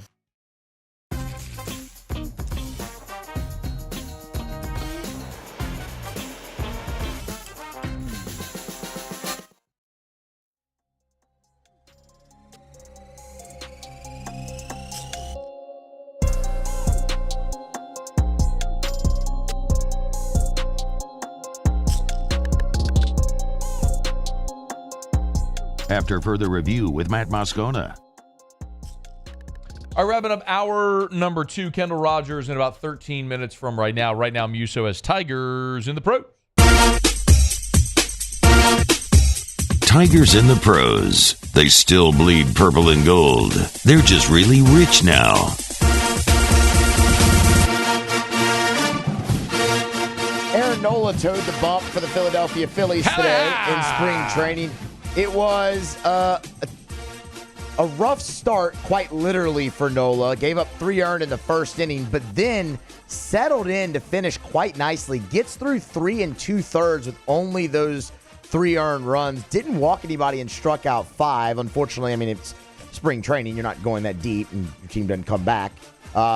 You get saddled with a tough luck loss. No surprise here. Aaron Nola gave up 3. The Phillies scored 2. Because that's how it goes. But good to see Nola. Yes, exactly. Good to see Nola really finish strong there after a rough, quite literally rough start for the former Tiger. Literally? Well, yeah, because I mean, like, his start was rough, but he finished the start in totality good. Well, Well, literally rough would mean like a rough surface. Like that wasn't. Yeah, a rough. I mean, the mound isn't soft, but yeah, you get it. I am the way that I am. I can't. Yeah, it's whatever, man. Michael Papierski's in camp with the Mariners. Yeah, man, dude, he's having a really good. So, didn't get the start today. But coming off a 2 for 2 in his last performance, he's hitting .500 so far in the spring. Had a bad pap. Did drive in a run today and scored a run of his own. So I mean, who's he with? He's with the Mariners. He made it up with the big club last year for a little bit. Well, he made it up with like 2. Made it with the Giants. Yes. He got his call up and then was like, go. And then Reds, I believe. Or was that reversed? Was it with the Reds? Then no, he was his let call go? Up was Giants. His call up was Giants? Yeah. I guess he finished with the Reds. Now he's with the Mariners. And doing quite well in spring, so we'll see, man. No, it was like I think he was drafted, if I'm not mistaken, by the Reds. He was in the Reds organization. I thought he was drafted by the Cubs. Maybe he was drafted by the Reds. Because remember, he played in the Field of Dreams game with the Cubs, I thought, right? I'm efforting. All right. He had a year where he bounced around. No, it was Astros. He got drafted by the Astros. That's right. He did get drafted by the Astros. He was drafted by the Astros, went to the Giants, and he was promoted to the major leagues May 21st after being traded on May 14th. So a week after he got traded to the Giants, he made his debut. Then went to the Reds. He was claimed off waivers by the Reds, and that's where he got his first major league hit against the Cubs. In the Field of Dreams game. And I don't know if it was in the Field of Dreams game. And then went to the Tigers. He was claimed off waivers by the Tigers because all the LSU guys go to the Tigers. Now he's with the Mariners. Wow. He definitely played in the Field of Dreams game, though. I know that because we had him on after. No, I know. I don't know if that was his first what I'm saying hit, is I don't know. June 29th was his first hit. I don't know if that was the Field of Dreams game. Yeah. It's been a rough go for our guy Bregman so far in spring. We might need to get him on the show and get him his AFR mojo back. 0 for 3 today with a punch out, hitting .067 early in the spring. Money year for Bregman. He's going to need to pick that up a little bit. And we'll wrap it up here. Ben Simmons out for the year. We've been talking about the injury, the ongoing back. They got him back on the floor. Then he had a knee.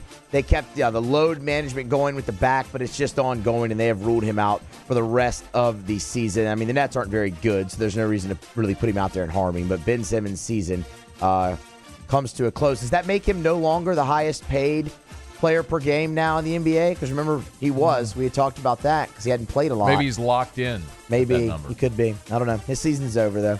That's Tigers in the Pros. You want to do the doo-wop brief thing you sent me? Oh, yeah. Sorry, I forgot about that. Where'd it go? Oh, there it is. I didn't have it next to Ben. I had my baseball organized. I didn't have doo-wop next to that. Sorry. Paulie, all I hear is excuses. Another solid. You know what happens at 4:53? Good half an hour to let things sink in. You start to get a little forgetful. The mind drifts a bit. You know what I mean? There were a lot of weed jokes in the Musso at the Box live stream chat last night. Love to hear it. Yeah, I'm sure you do. 16 points for Duop Reith. Another solid night. That's coming off the 26 he had a couple days ago, I should say. Nice little and one, nifty there. I like the headband look. We talked about that last time. I like the headband look for Duop Reith. 5 rebounds to round out his night. That's Tigers in the Pros. All right, we're presented by. I dropped my sheet. Oh no. Roofing. Yes. Roofing. I dropped my sheet, and I need to know what the next one is. Okay, got nothing there. Okay. If you have issues with your roof, give us a shout. 364-1007. 364-1007. Temporarily, no web. Temporarily. So give us a shout. If you had roof leaks, you need a roof repair, replacement, commercial or residential, we'd love to help you out. 364-1007. You can shoot me a message. You can email me, text me, whatever. And love to help facilitate for you. Commercial, residential, repairs, replacements. Me, Terrio, Richard Tilley, Joe Morales, our whole game. We'd love to help you out. 364-1007. 364-1007. All right, it's after further review. Kendall Rogers is going to join us right after the top of the hour. Kind of making a habit of this. We enjoy having Kendall on with us on Thursdays during college baseball season. Kind of as a little bit of a preview for the weekend ahead, not only in the SEC, but some of the big storylines nationally. So after SportsCenter, we'll visit with Kendall Rogers from D1 Baseball, just the best college baseball writer in the country. So we'll look forward to having Kendall with us in a little bit. Also, we teased it, so I will circle back to it here in about 20 minutes. The Cauble was with us earlier this hour and mentioned Brian Kelly talking about the punt return game in college football and why they've approached it the way they have. We do have that audio. We'll let you hear in about 20 minutes because the question was about Xavion Thomas, the Mississippi State receiver transfer, if he's going to return punts. And that led Brian Kelly to talk about their approach in the punt return game. So we'll revisit that, some of what else Brian Kelly had to say after practice today. All right, hour number 3 of AFR coming up right after SportsCenter. AFR.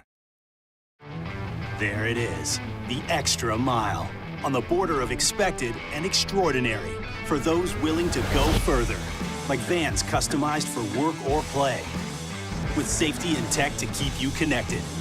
Supported by a 5-star sales, service, and finance team. And backed by the 1-star you know. So go the extra mile. It's never crowded because so few have what it takes to go there. Mercedes-Benz Vans. I've been doing business with Luba for 25 years. They're dependable, trustworthy. It's just the attention to detail with our clients. Our folks have years and years of experience. They're highly trained professionals, but many companies have that asset. What I'd like to think makes Luba a bit different is that we use those talents in a way that truly is dedicated to serving the needs of the folks who depend on us. It was a humid day, barefoot children play, looking for that summer shade. Time just slips away. Oh, Louisiana, some kind of hold on me. Like cypress stumps, your roots are planted deep inside of me. Electricity is all around us, and our families depend on it. Every day is sparked by the power of a cold drink or a warm meal, a movie night, and a comforting light at the end of a dark hallway. From sunrise to sunset, playtime to bedtime, our team is ready to take care of your electrical needs. Even in the case of an after-hours emergency, the light in your life shines brighter with Mr. Electric. Hey, it's Matt Moscona. For years, you've heard me tell you about Insurance Network of Louisiana, helping you find better coverage for less money. But it's not just for your home and auto. They also offer commercial property. So, retail stores, professional offices like doctors, dentists, attorneys, clothing boutiques. Insurance Network of Louisiana can find you better coverage for less money. They service the entire state of Louisiana, and they're local. So call today at 293-0450 or lainsurance.net. Breck teamed up to reimagine your parks, and you imagined big. With your help, we went to work, creating 12 beautiful community parks across the parish. A family-sized water park, miles and miles of trails, and parks just for your dogs. There are more places to splash, to explore, to run wild, and even soar. You imagined, we delivered. Gold. Breck, your #1 park system in the nation.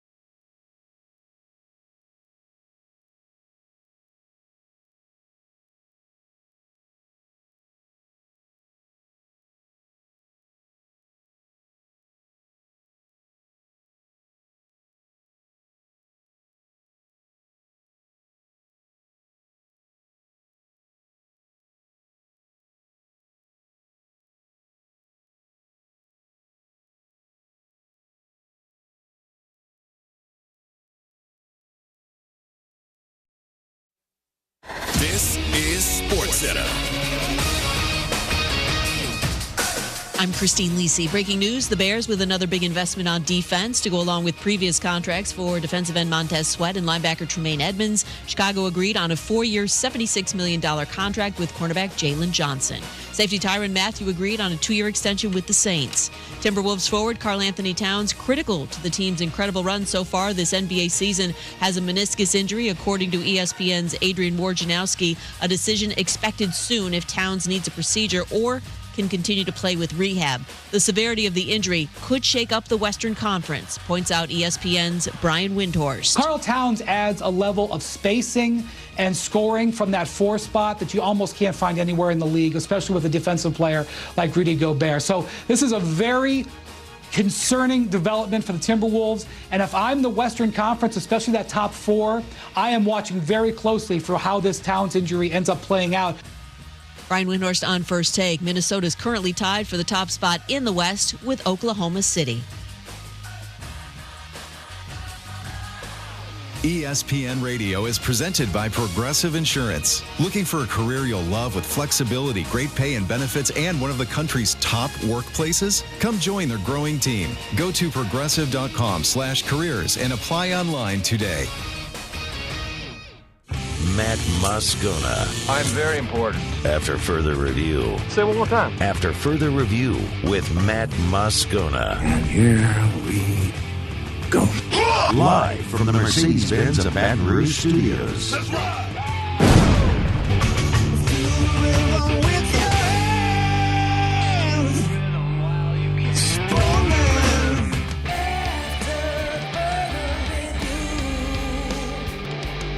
Hour 3, off we go. Welcome aboard. Glad you're with us. It's AFR. I'm Matt. Love you, Matt. Paul O'Neill. They're chanting Paul O'Neill's name.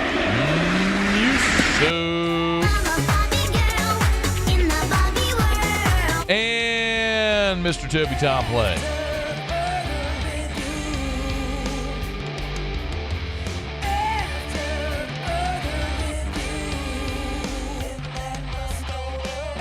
All right, we're here. Glad you are as well. Get out there and make it a good one. 5 o'clock quitting time. Glad you are driving home with us.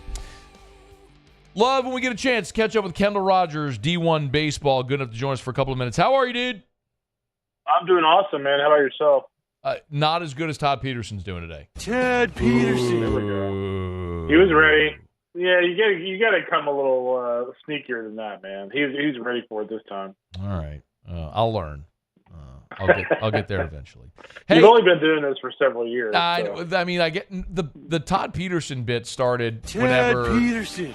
It wasn't like we were Johnny Come Latelys when he got hip in 2018 and had that press conference when he banged a double off the wall. I mean, that was from the first time we ever saw him pitch at LSU. We started that. So, I mean, we're talking, was it 14, 15, 16, maybe 16. Anyway, hey, you were in Houston. You got to watch LSU this weekend. They win all 3 games.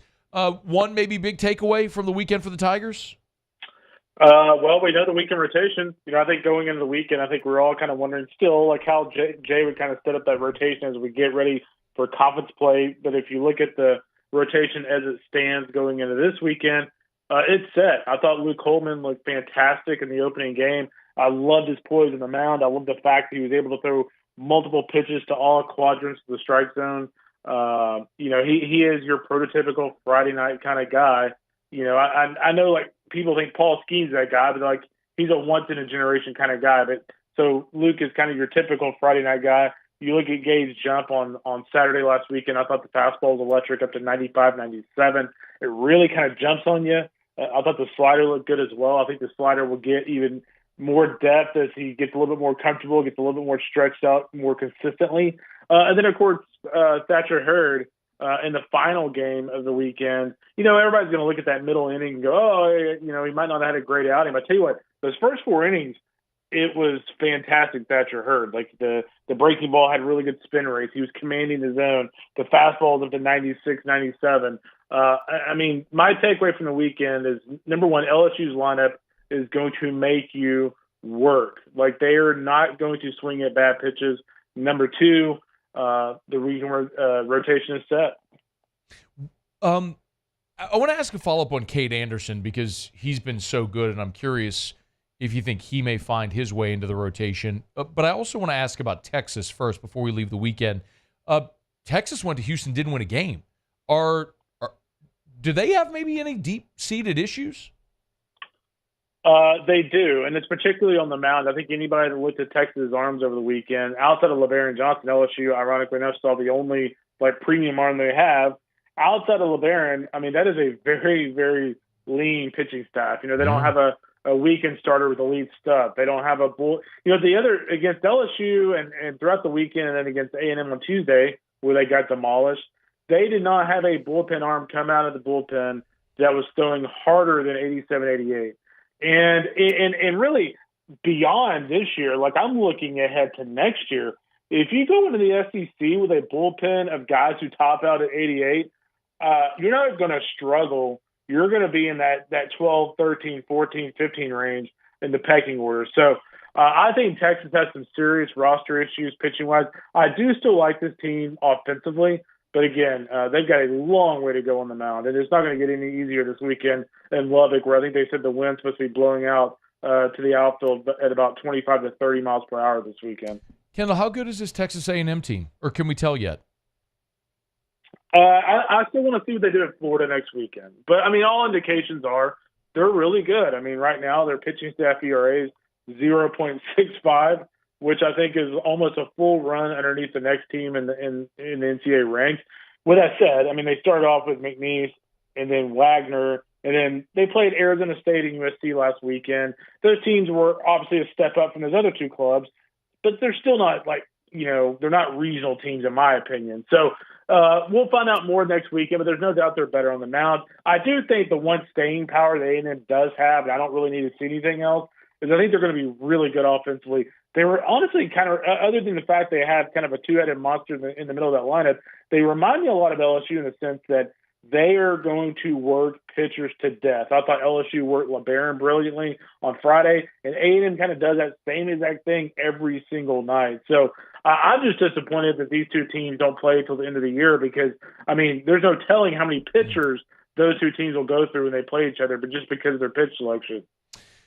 Kendall Rogers is with us from D1 Baseball. Of course, you go to d1baseball.com. You can subscribe up there. You can find him. You can find him on Twitter at Kendall Rogers. Kendall, if you look at the weekend that was in the SEC, any other big storyline that you think jumps out as we're here one more weekend away from the start of conference play? Yeah, I'm starting to see some improvements at Ole Miss and Mississippi State. Mississippi State, I'm still a little bit more laid back on just because they haven't played great teams on the weekend. They did beat Southern Miss last night. They're pitching a little bit better. I think the biggest thing when I look at Ole Miss, this is a club that when we talked 2 weeks ago, they were hitting around 184 as a team. I want to say they're up to 272 now. They've obviously figured out what their issue was offensively. They've got the right mix of players in their lineup. So they have improved. I'm curious to see what they do in conference. And then, Tennessee for me, that is a really good team. I think outside of, Arkansas, A&M, and LSU, And, notice I didn't mention Florida because I think Florida has some issues as well. I think Tennessee is the scariest club in that league outside of those three teams. That is a really balanced offensive lineup. You look at their weekend rotation with Drew Beam, A.J. Causey, A.J. Russell, assuming he comes back from his arm soreness. That is a very good baseball team. So I'm excited to see what Tennessee does once SEC play begins. And then Florida, there's something up with them. I don't know what the issue is, but they're just incredibly inconsistent right now. What you mentioned Florida issues. What do you think gives there? Well, I think the biggest thing for me when I look at UF is the fact that, I was not expecting Kay Fisher to be their opening day starter. I mean, he's a guy that, pitched out of the bullpen in like spot relief for them last year, and he's their Friday guy. So they really like Liam Peterson, a freshman on Saturdays, who's been actually very good for the most part. He's supremely talented. Obviously you have Jack Caggs on Sunday, who for the most part has actually pitched pretty well this year. But, they're going to need Fisher to be good on Fridays because I know what they don't want to do is have a freshman starting on Friday night, or I don't think they're even going to do this no matter what, but, be in the position to have to start Jack on Friday. And I think we would all agree, based on what we've seen in the past, that he's not a Friday night starter in the SEC. So they've got to figure that out. I think once they do, they'll be fine. But, I mean, when you start off conference play with A&M and LSU, I think they have LSU week 2 in conference. When you start out with A&M and LSU right out of the gate, you better find out what's going on pretty dang quick. Two more for you, and Kendall Rogers is our guest. When you look at this weekend in the conference, man, it looks like a whole lot of blah. Anything on there intriguing? Anything you're wanting to see, hoping to see in the league this weekend? Yeah, I'll tell you what. I'll give you a couple. I mean, I think Auburn this weekend. If you want to look an upset special potential, Austin Peay's actually done a really nice job so far this year. They've got a ultra energetic coach. Roland Fanning used to be the recruiting coordinator at UK. They've gotten off to a really nice start. They've got big time power throughout their lineup. So if you're looking for potential upset, that might be one just because they can knock the cover off the ball. I think the other thing for me. Oh man, you're not kidding. It is a lean weekend. It is gross. It is very gross. I mean, I don't know if I see another storyline. Okay, here's the other one. So Arkansas's offense, right? We've talked so much about these teams. Arkansas has pitched an extremely high level, but when you look at their offense compared to LSU, compared to A&M, compared to Tennessee, it's been a step down. So I think the biggest thing for the Hogs going into the series against the Pokes is, how good is their offense? Because now we can take that series and we can compare what they did against Justin Hill's team against what A&M did against Justin Hill's team. It might give us a pretty good idea of how how the Ags and the Hogs kind of stack up going into conference play. Before you get out of here, give me a featured series nationally. What's one outside of the SEC you're going to be interested in this weekend? Oh boy, Duke and Wake Forest. ACC play begins this weekend. Duke's been outstanding yet again. I mean, Chris Pollard's done a phenomenal job. Wake Forest, really hasn't been tested yet. If you look at their non-conference schedule, I don't know why they schedule this way, but it has not been very good. But, Adam Teller, a transfer for the Demon Deacons, has been fantastic. We know they can pitch. Will their offense be at the same level that it was last year? This weekend will tell us a lot. I think the other one for me is Texas at Texas Tech. There it is. Again, two premier offenses and two pitching staffs that have a lot to be desired. He's Kendall Rogers, D1 Baseball on Twitter at Kendall Rogers. Good enough to join us here on this Thursday, man. Enjoy the baseball this weekend. We appreciate you as always. Yeah, have a good weekend. Thank you. Oh, man, be well. He didn't slip into Todd Peterson. Todd Peterson. He'll give it like a 3 or 4 week lull and then pop you, Muse. He's not getting me again. You just sit there the whole time with your finger on the button. The mouse is on it. Yeah. He's not getting me again. I thought I actually was pretty quick on it last week, but there was a little lag. Okay. All right, it's out to further review. Glad to have you. AFR. Brought to you by the Watermark Hotel and the Renaissance Hotel with two great hotel properties in Baton Rouge. The Watermark downtown, the Renaissance Southtown. The Renaissance right there on Bluebonnet. Hey, tonight is the night. The next evenings at the Renaissance we've been telling you about. It's a great opportunity to get by. It's the charcuterie culinary class tonight over at the Renaissance Hotel. It's 6:30 till 8 p.m. Probably should have asked if they were sold out.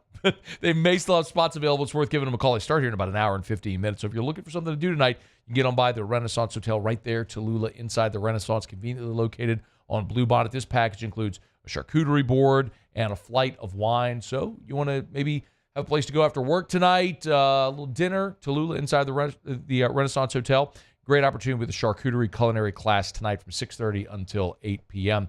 And, of course, we always love telling you about the Watermark Hotel as well, the Watermark Downtown, the Renaissance Southtown. Great place to host your event, no matter how big or small. Our friends at the Watermark and the Renaissance can accommodate the Watermark and the Renaissance.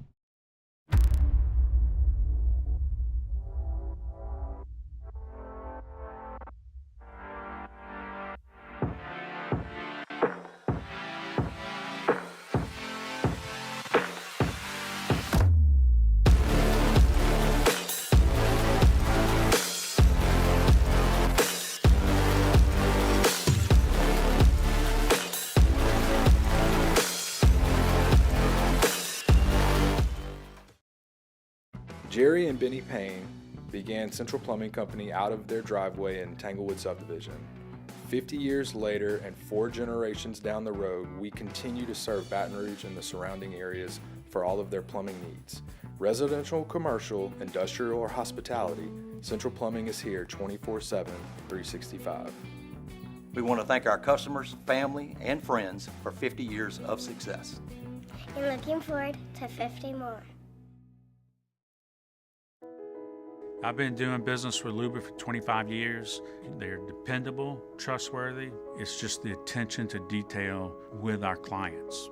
Our folks have years and years of experience. They're highly trained professionals, but many companies have that asset. What I'd like to think makes Luba a bit different is that we use those talents in a way that truly is dedicated to serving the needs of the folks who depend on us. Yo, Jake here from my friends over at Community Steel Company located in Gonzales, Louisiana. The local place you can turn to for all of your metal building needs. Notice I said local, not Houston, not Dallas, not Atlanta, but right here in Gonzales. Visit them at their brand new state-of-the-art website at communitysteelco.com or pick up the phone and give them a call today to answer all of your questions on your metal buildings, roofing and sheet metal, and any other steel needs you or your business need at 225-647-2020. There it is, the extra mile, on the border of expected and extraordinary, for those willing to go further, like vans customized for work or play, with safety and tech to keep you connected, supported by a 5-star sales, service, and finance team, and backed by the 1-star you know. So go the extra mile. It's never crowded, because so few have what it takes to go there. Mercedes-Benz Vans.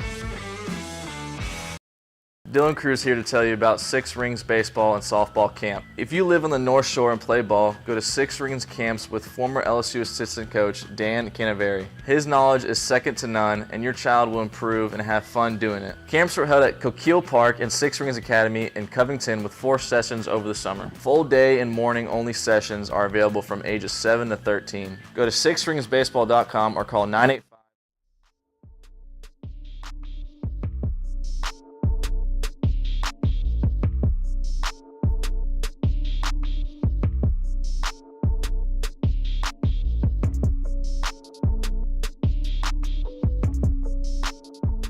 After further review with Matt Moscona.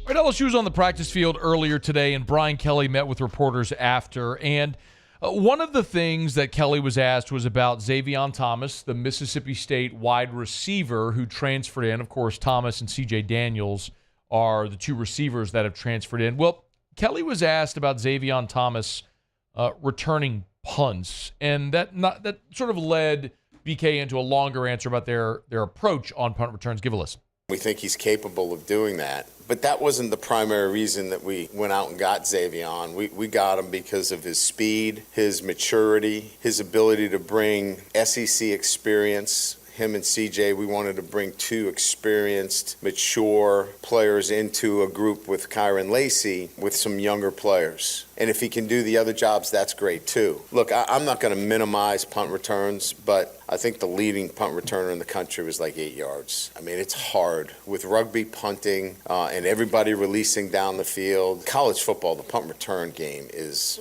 virtually non-existent. So I'm not here to argue against that. Facts are facts and stats are stats, and 8 yards, okay. However, 8 yards, if that's the leading punt returner in the country, and yes, rugby style and all the focus on not returning and safety, all that is so true. That doesn't, though, eliminate the possibility of an explosive play. That doesn't eliminate the possibility of flipping the field, or what if those 8 yards get you one first down closer to a game-tying field goal? I mean, there's all the situations that you could lay out. The thing that is just astonishing when you look at LSU, it has been the inability to get anything out of its punt return game the last 2 years. And the crazy part about it is that's never been anything we've ever had to worry about in Baton Rouge. I mean, if I think back as long as I can remember watching LSU sports, just start with Eddie Kennison. Just start there, right? Start with DiNardo and Eddie Kennison.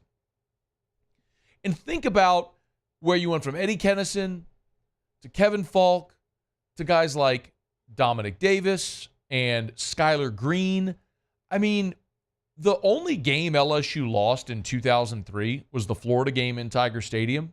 LSU's touchdown in that game was a punt return for a touchdown by Skylar Green. I get it. That was 2003. It was 20 years ago, 21 years ago almost. But even through the Odell, and think about the DJ Chark punt return, the Odell punt return against Ole Miss, the DJ Chark punt return in 2017 against Auburn. I mean, you all know the plays. It's not to say that it's something that is going to consistently greatly impact the game, but it's not worth negating totally the impact of the game. And it's part of the perplexing part about LSU special teams struggling the last 2 years, because we weren't having this conversation about LSU struggling with punt returns before Brian Kelly showed up. I mean, it's one of the things that has been a conversation, and rightfully so, by the way. And we can all I think unanimously we would all agree that LSU right now is a better program than they were the day Brian Kelly took over, right? That doesn't feel like it's some outlandish statement, okay? Ed Ogeron tanked the program in 2020 and 2021. He got fired. They paid him $17 million to go away. In consecutive years, you went 5-5 and 5-6, and then, or I was 5-5 and 6 and 7. You fire Ed Ogeron, you bring in Brian Kelly. You've had back-to-back 10-win seasons. Technically, you were 9-3 back-to-back years. You won your bowl game to get to 10 wins, but you understand what I'm saying. So you've won 10 games. You've had a Heisman Trophy winner. You're recruiting great. You feel like you've settled your staff, all that stuff. So I think that's unanimous. I don't think anybody could argue a point to the contrary. The spot where I think you would also agree with me, where they really missed, was not retaining Greg McMahon, because LSU went from being one of the best special teams programs in the country overnight to one of the worst. And that's been 2 years in a row now. You replaced Polian, and while you were better this year, you were still ineffective, largely. I mean, Damian Ramos has done a good job and is stabilized place kicking. Please don't misunderstand me. I think you had some individual good performances. I think Jay Bramblett's a good punter. But your ability to cover, return kicks, functionality, kicking the ball out of bounds on kickoffs, like some of that it's been a problem. Fielding punts last year, that's another thing, right? I mean, I charted this. I don't have my notepads in front of me, and I'm not looking at box scores from all these games, but there were consecutive games against Arkansas and Missouri where you failed to field a punt and lost 15, 20-plus yards of field position. I believe it was the Missouri game where they punted. Missouri punted from inside their own 20. Like, they were punting about their goal line, and you ended up down at like your 8 because they boomed a punt, you didn't field it, it rolled, and then you tacked on a 15-yarder after that. Like, you got to have someone back there who can competently field the punt and advance it so it's not a negative. Maybe that's the better way to say it, is you've lost yardage, hidden yardage in the game, in the punt game, just solely by your inability to field a punt. So even if you can just get me someone that's going to run up and catch it every time, that's better than someone allowing it to bounce and losing yards. It's hidden yardage in a game. So if it's a negative 15 on a bounce and a roll or a positive 5, I mean, that's 20 yards of field position. So it's not necessarily as binary as saying, well, the leading punt returner was 8 yards. It's not only what are you gaining on a punt return, but also what hidden yardage are you preventing your team from losing by not fielding a punt properly. So I don't know if Xavion Thomas is the answer. It's just perplexing because this state has always produced great athletes, and LSU has never wanted for someone to be able to field a punt, to catch and field a punt. So the fact that we're going to a third year now of having this conversation it's uncomfortable because it's just never been an issue before. And I certainly hope it's not again, but you're going to now go into a third consecutive year without a designated special teams coordinator. And, you know, it doesn't necessarily mean that that you could look to that specifically and say, well, because you don't have a dedicated special teams coordinator is why LSU has struggled. But I can point to a time where you had a really good special teams coordinator and you were good across the board. He left, and then all of a sudden you were very bad in all these areas. So I don't know if continuing to do the same thing and expecting a different result is gonna bear fruit for LSU. But I can understand Brian Kelly's thought and approach there. And again, it's not an either-or thing. The two aren't mutually exclusive. You didn't bring part of that comment was Brian Kelly saying, we didn't bring Xavion Thomas here to be a punt returner, and I totally understand that. You lost 2,000-yard receivers. You have Kyron Lacey and a bunch of other guys that haven't really played much, so you're able to add 2 veteran receivers. Awesome. I'm all for that. If, in addition to that, he can help with the punt return game, great. But even if it's not Xavion Thomas, whoever it is, has to be someone who can competently field a punt, catch it in the air, field it, prevent your team from losing hidden yardage in that game, which we've seen just way too much over the last 2 years. All right, it's After Further Review. We're brought to you by First South Farm Credit. If you're thinking about buying land, your first call should be to First South Farm Credit. That's First South Farm Credit. You hear our buddy Ben McDonald on the spots all the time. When Ben bought his hunting property in Mississippi, he financed through First South Farm Credit. You might say, well, Matt, I thought First South Farm Credit was a Louisiana-based company. They are, but they can help you finance land in any of the contiguous 48 states. So with 44 branches across 3 states, they're all over the place here in this footprint with Louisiana, Mississippi, and Texas, but they can also help you finance land anywhere. So if you want to buy that hunting property in Mississippi or Texas, they can help you do it. Maybe you need 1,000 acres for agriculture, or you want to finance that ag equipment. First South Farm Credit can help. First South Farm Credit. Your first call should be to First South Farm Credit. You want to learn more, find the location nearest you, or talk to a representative, start by going to firstsouthland.com. That's firstsouthland.com for First South Farm Credit. Okay, it's After Further Review. Been a pretty good show today. We appreciate you for being here. Otter's going to be here in about 15 minutes from right now. We'll see what Otter's got for us. One of the sort of recurring storylines that we've had today is about Michael Thomas, who Jeff Duncan reported that Michael Thomas wouldn't be back in New Orleans next season.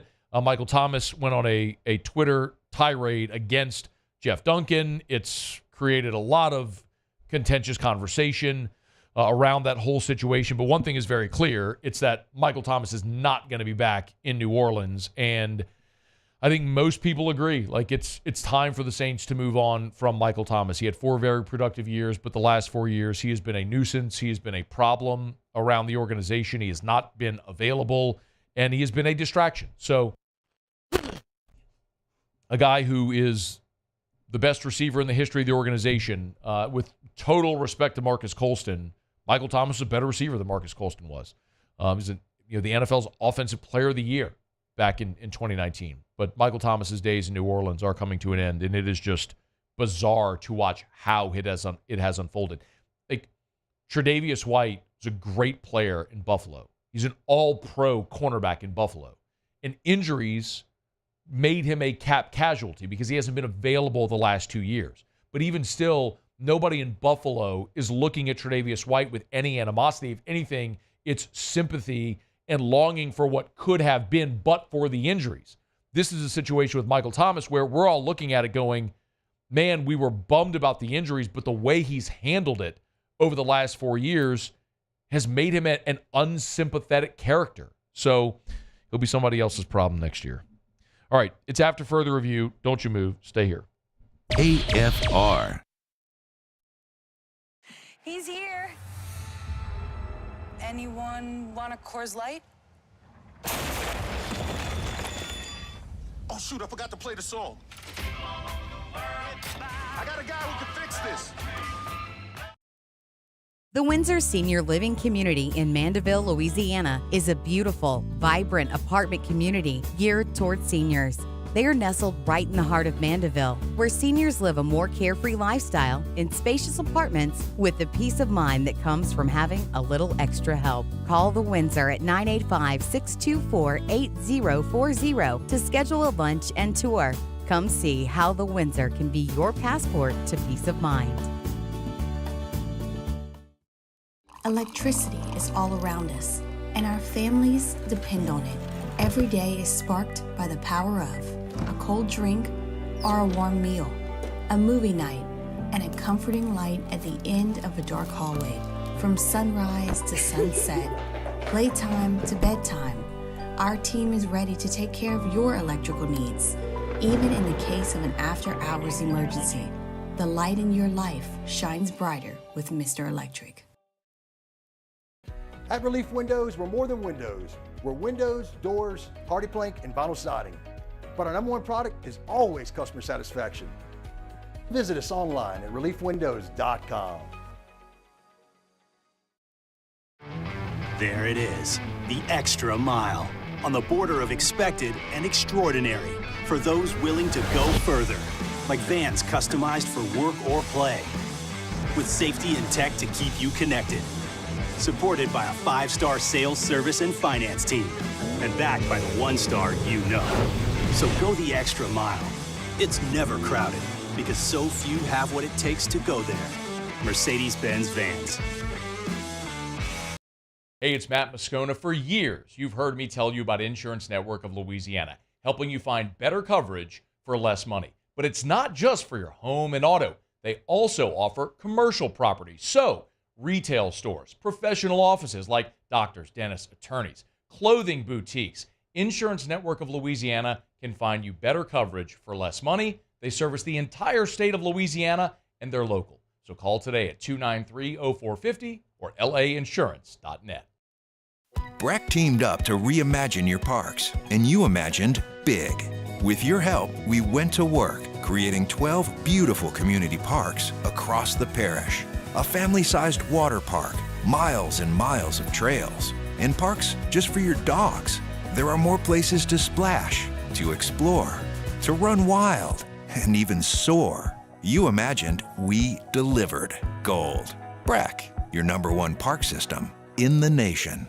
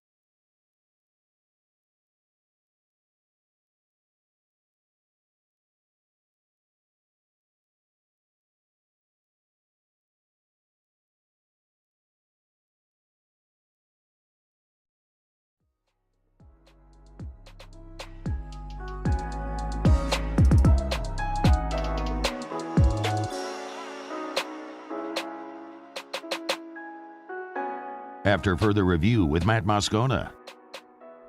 Got a text. You can always text the show, 225-396-4400, 396-4400, 396-4400. Bronson said, Matt, what do you think the odds are that Sean Payton picks up Michael Thomas in Denver? I mean, one thing that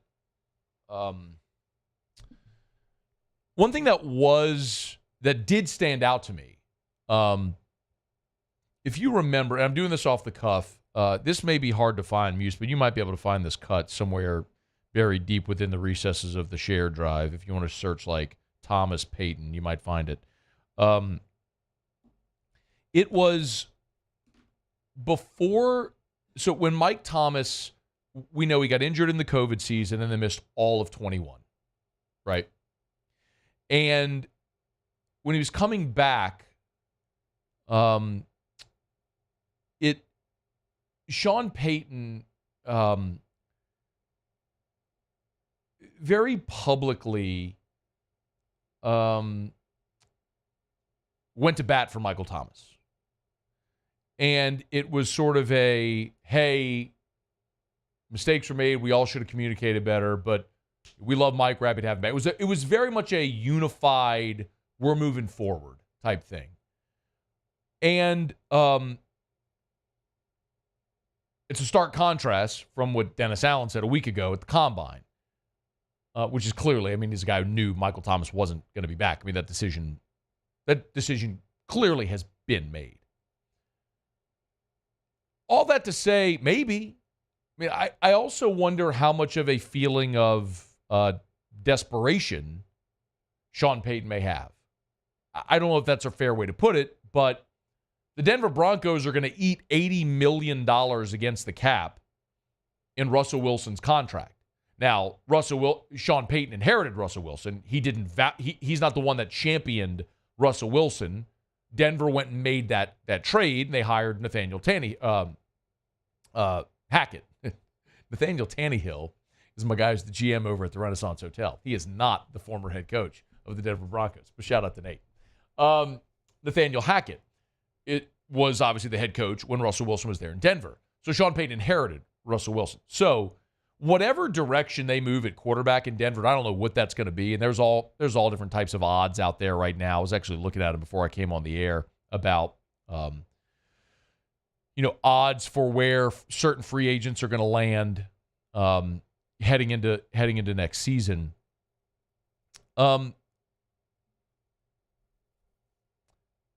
Whoever that quarterback is, yeah, I would imagine, considering the issues Denver's had with Jerry Jeudy, would it make sense on the cheap? Because I don't know what the market is going to be for Michael Thomas.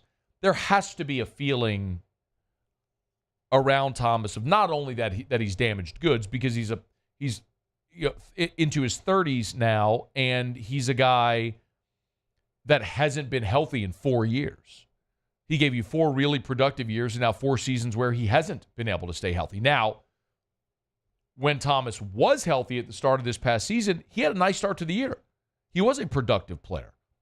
But could,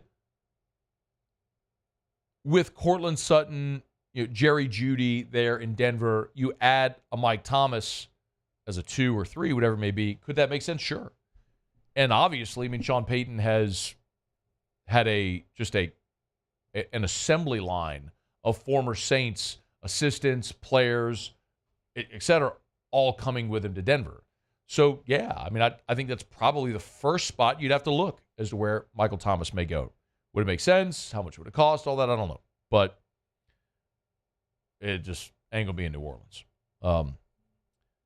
Just a wacky situation there with Michael Thomas. It's just, if you weren't here as we started the show, I mean, we talked about it a bit. Like there's so many examples throughout the history of sports, even not in football. Think about Greg Oden.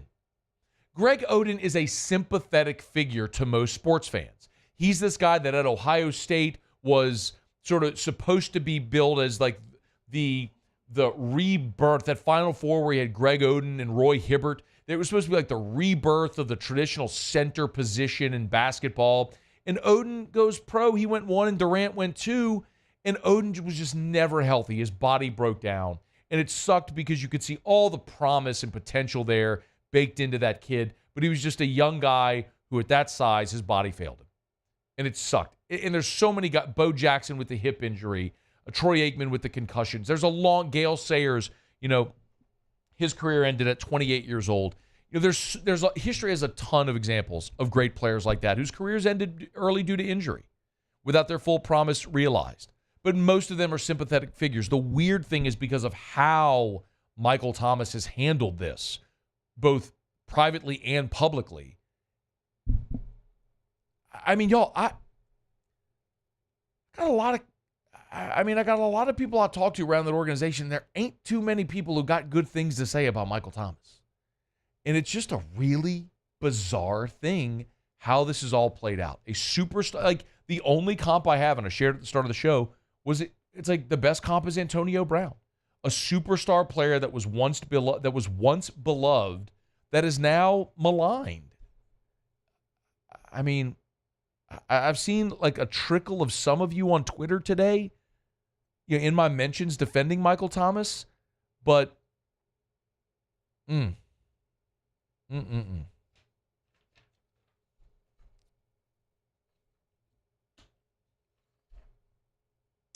All right. We'll do Otter Locks with Jimmy coming up here in just a smidge. We're brought to you by the Williamson Eye Center. Do you want to let's hear a little bit more from Brian Kelly here in a second. WilliamsonEye.com. That's WilliamsonEye.com. Call 924-2020, 924-2020, or go to WilliamsonEye.com. Hey, look, eye care, eyewear, eye surgery. Say it all the time. They're a comprehensive eye center. You want to have your annual eye exam, the Williamson Eye Center can help you. If you wear contacts or glasses, you can get that contact prescription filled or get your new lenses, new frames over at the Williamson Eye Center.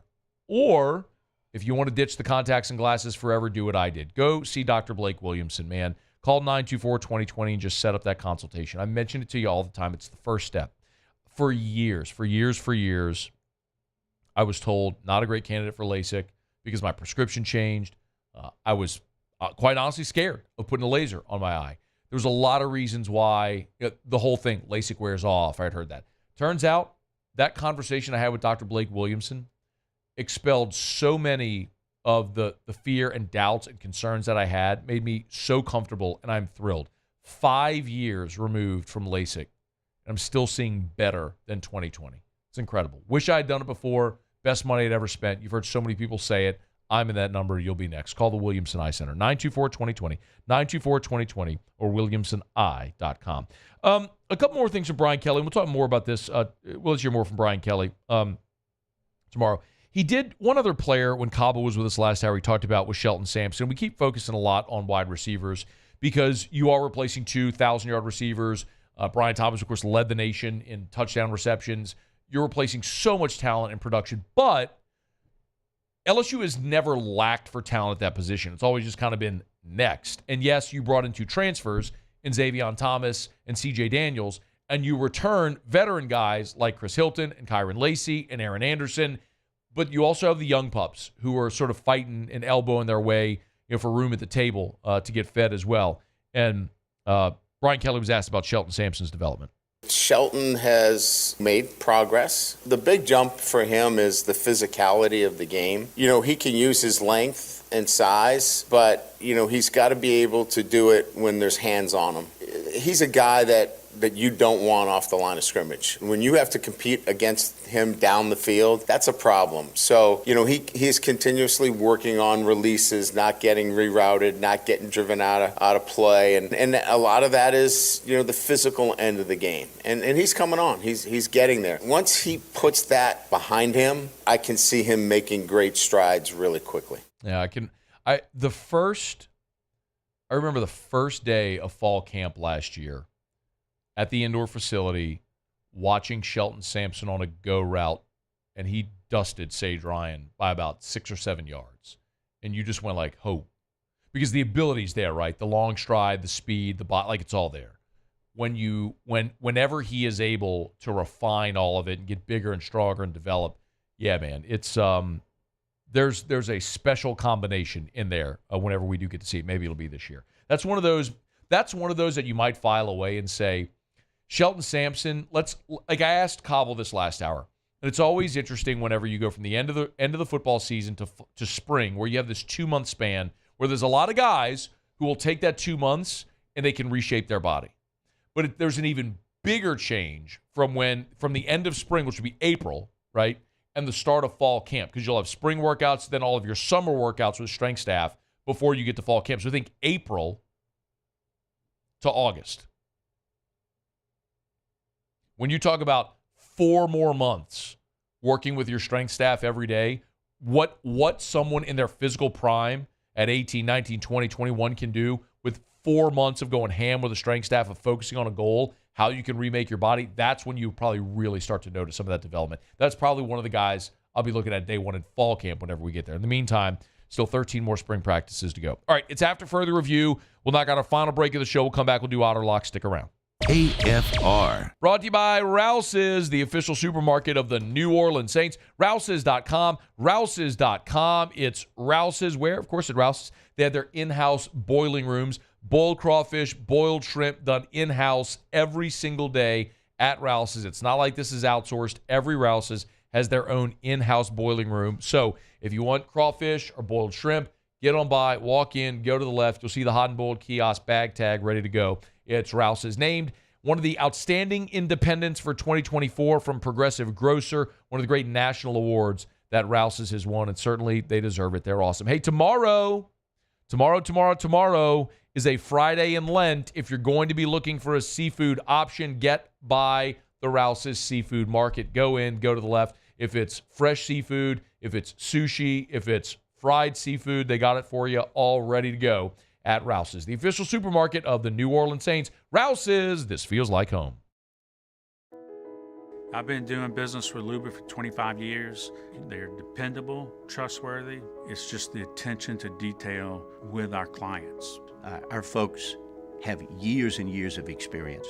They're highly trained professionals. But many companies have that asset. What I'd like to think makes Luba a bit different is that we use those talents in a way that truly is dedicated to serving the needs of the folks who depend on us. Bayou Ford has the new inventory to get you in a new Ford truck or SUV today, or customize your next vehicle just the way you want. All new Bayou Ford vehicles come with a 1 million mile powertrain warranty. The crew at Bayou Ford is going to do right by you.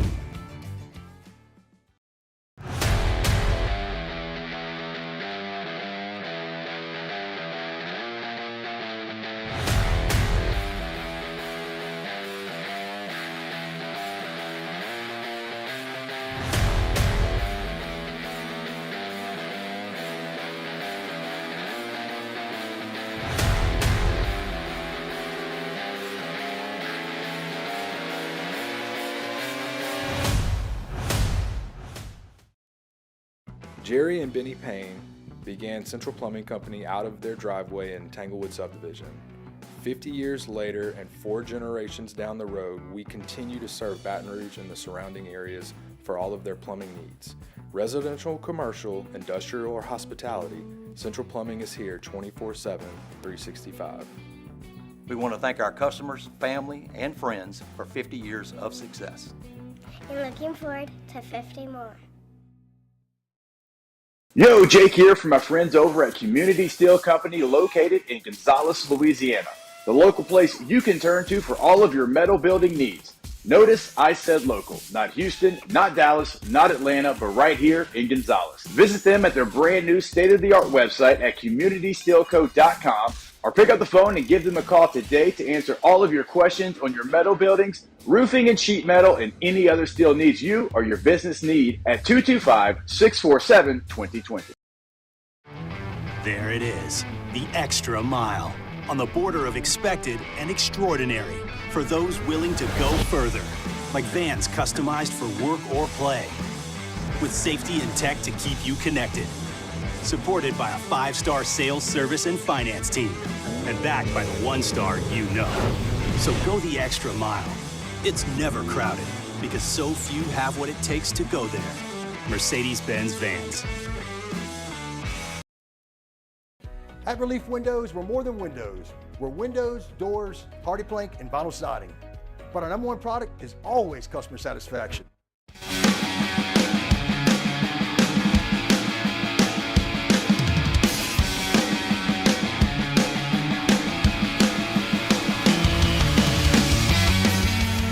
After further review with Matt Moscona.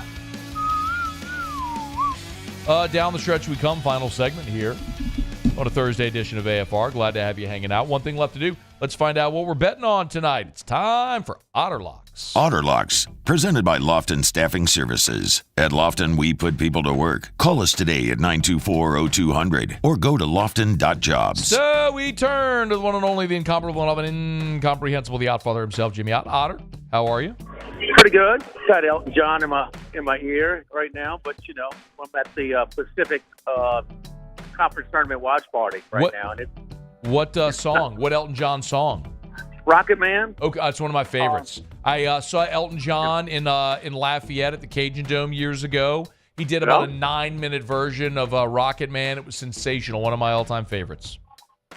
Did you get my earlier text to bet on Pepperdine? No. Oh. 56-9 at half. You didn't send me a text. I'm joking. Oh, okay. Oh, man. Well, you do text me at times when you have an early play. 56-9. Okay. By the way, I'm looking at it's 69-18 with 14:45 to play in the ball game. All right, guys. One possession at a time, guys. Hey, Otter. What? The live in game is Pacific plus 51.5. Should I give it a run? I know someone that took 34 earlier, and I said again. Wait, so should I take the 51.5? I don't bet on live games. I'm not watching that. Sorry. It doesn't matter if you're watching or not. This is just principle. I'm getting 50. I talked to my friend, who will remain nameless, that bet at 34 on principle, and ask him how he thinks about his principle right now. Because he called me, says, "Oh, we got to do this." I was like, "I don't bet games. I'm not watching." All right, fair enough. All right. I mean, the Globetrotters playing, St. George. What's going on? Hey, damn. I mean, oh, man. All right. Well, some people have standards. I guess I'll be one of them tonight. Yes. Oh, God. Okay, what are we looking at? Wisconsin has lost, 7 of 9. They're laying double digits and tough. You want to talk about principle? There's your principle bet tonight.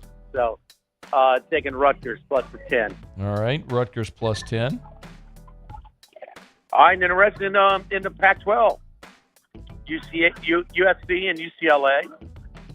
USC had a few guys hurt this year. It's a horrible year for them. They were expected. They should have been a tournament team. Well, guess what? They are playing like a tournament team as of late. I mean, Washington State had to hit like 7 3-pointers down the stretch to pull that one out in Wazoo. They beat Washington, Seattle. They beat UCLA on the road. Man, they're playing well. Arizona State, Bobby Hurley, he's just not a good coach, period. Yeah. And they're not good. So I know it's 9.5, but we're going to lay it with USC. I'm looking at 9.5, so we're not buying the half point there, right? We're laying the 9.5. Yes. Okay. And then UCLA's catching points outplayed Arizona and Tucson, plus 9.5 at home. We're going to go with the Bruins there. All right. I'm looking at plus 9 at DraftKings, but you said there's some halves out there, huh? Some, but non fine. Okay. And then the Wazoo, they beat Washington. They're getting kicked to the curb. Washington's one of the main culprits going over to the Big Ten. They really, really good effort by them to win the game outright in Seattle. They're going to take care of them big time at home tonight. Okay. Washington State laying the 6 at home. Okay. And the Beavers. We love Beavers. I heard T-Bob does too. Me and T-Bob have a lot in common. No, you don't. No. No. You don't give out 3-teamers in Star Wars. It's a 7-leg parlay on who's going to run. What's the thing? Never mind. I'm not even going down the Star Wars. Just go. Go. That's my guy. And the Beavers. All Oregon right. State. Oregon State, Wazoo, the two LA teams, and Rutgers. All right, we got a 5-pack there from the Otter. So, what's your general take, Otter, on conference tournament play? I mean, are we looking at action in conference tournaments every day, or is that sort of a stay away? Yeah, I mean, look, it's besides the Power 6, the Mountain West, the American, and maybe the A-10. But, I mean, besides that, Matt, I mean, and all those get started next week. So some of these Horizon, West Coast Conference, that Big West. I mean, I'm not familiar with the teams, you know. So yeah. I mean, it's 362 teams. I mean, you can only concentrate on so many. But next week, man, Wednesday, Thursday, Friday, live at the Queen Casino, the DraftKings Sportsbook. We're looking forward to. We're hunkering down for championship week next week, so we have a ton next week. We'll look forward to it. All right, tomorrow, Friday, Rufino's, huh? Yes, yep. And big last full day of Saturday regular season in college basketball. Those lines trickling out during our show.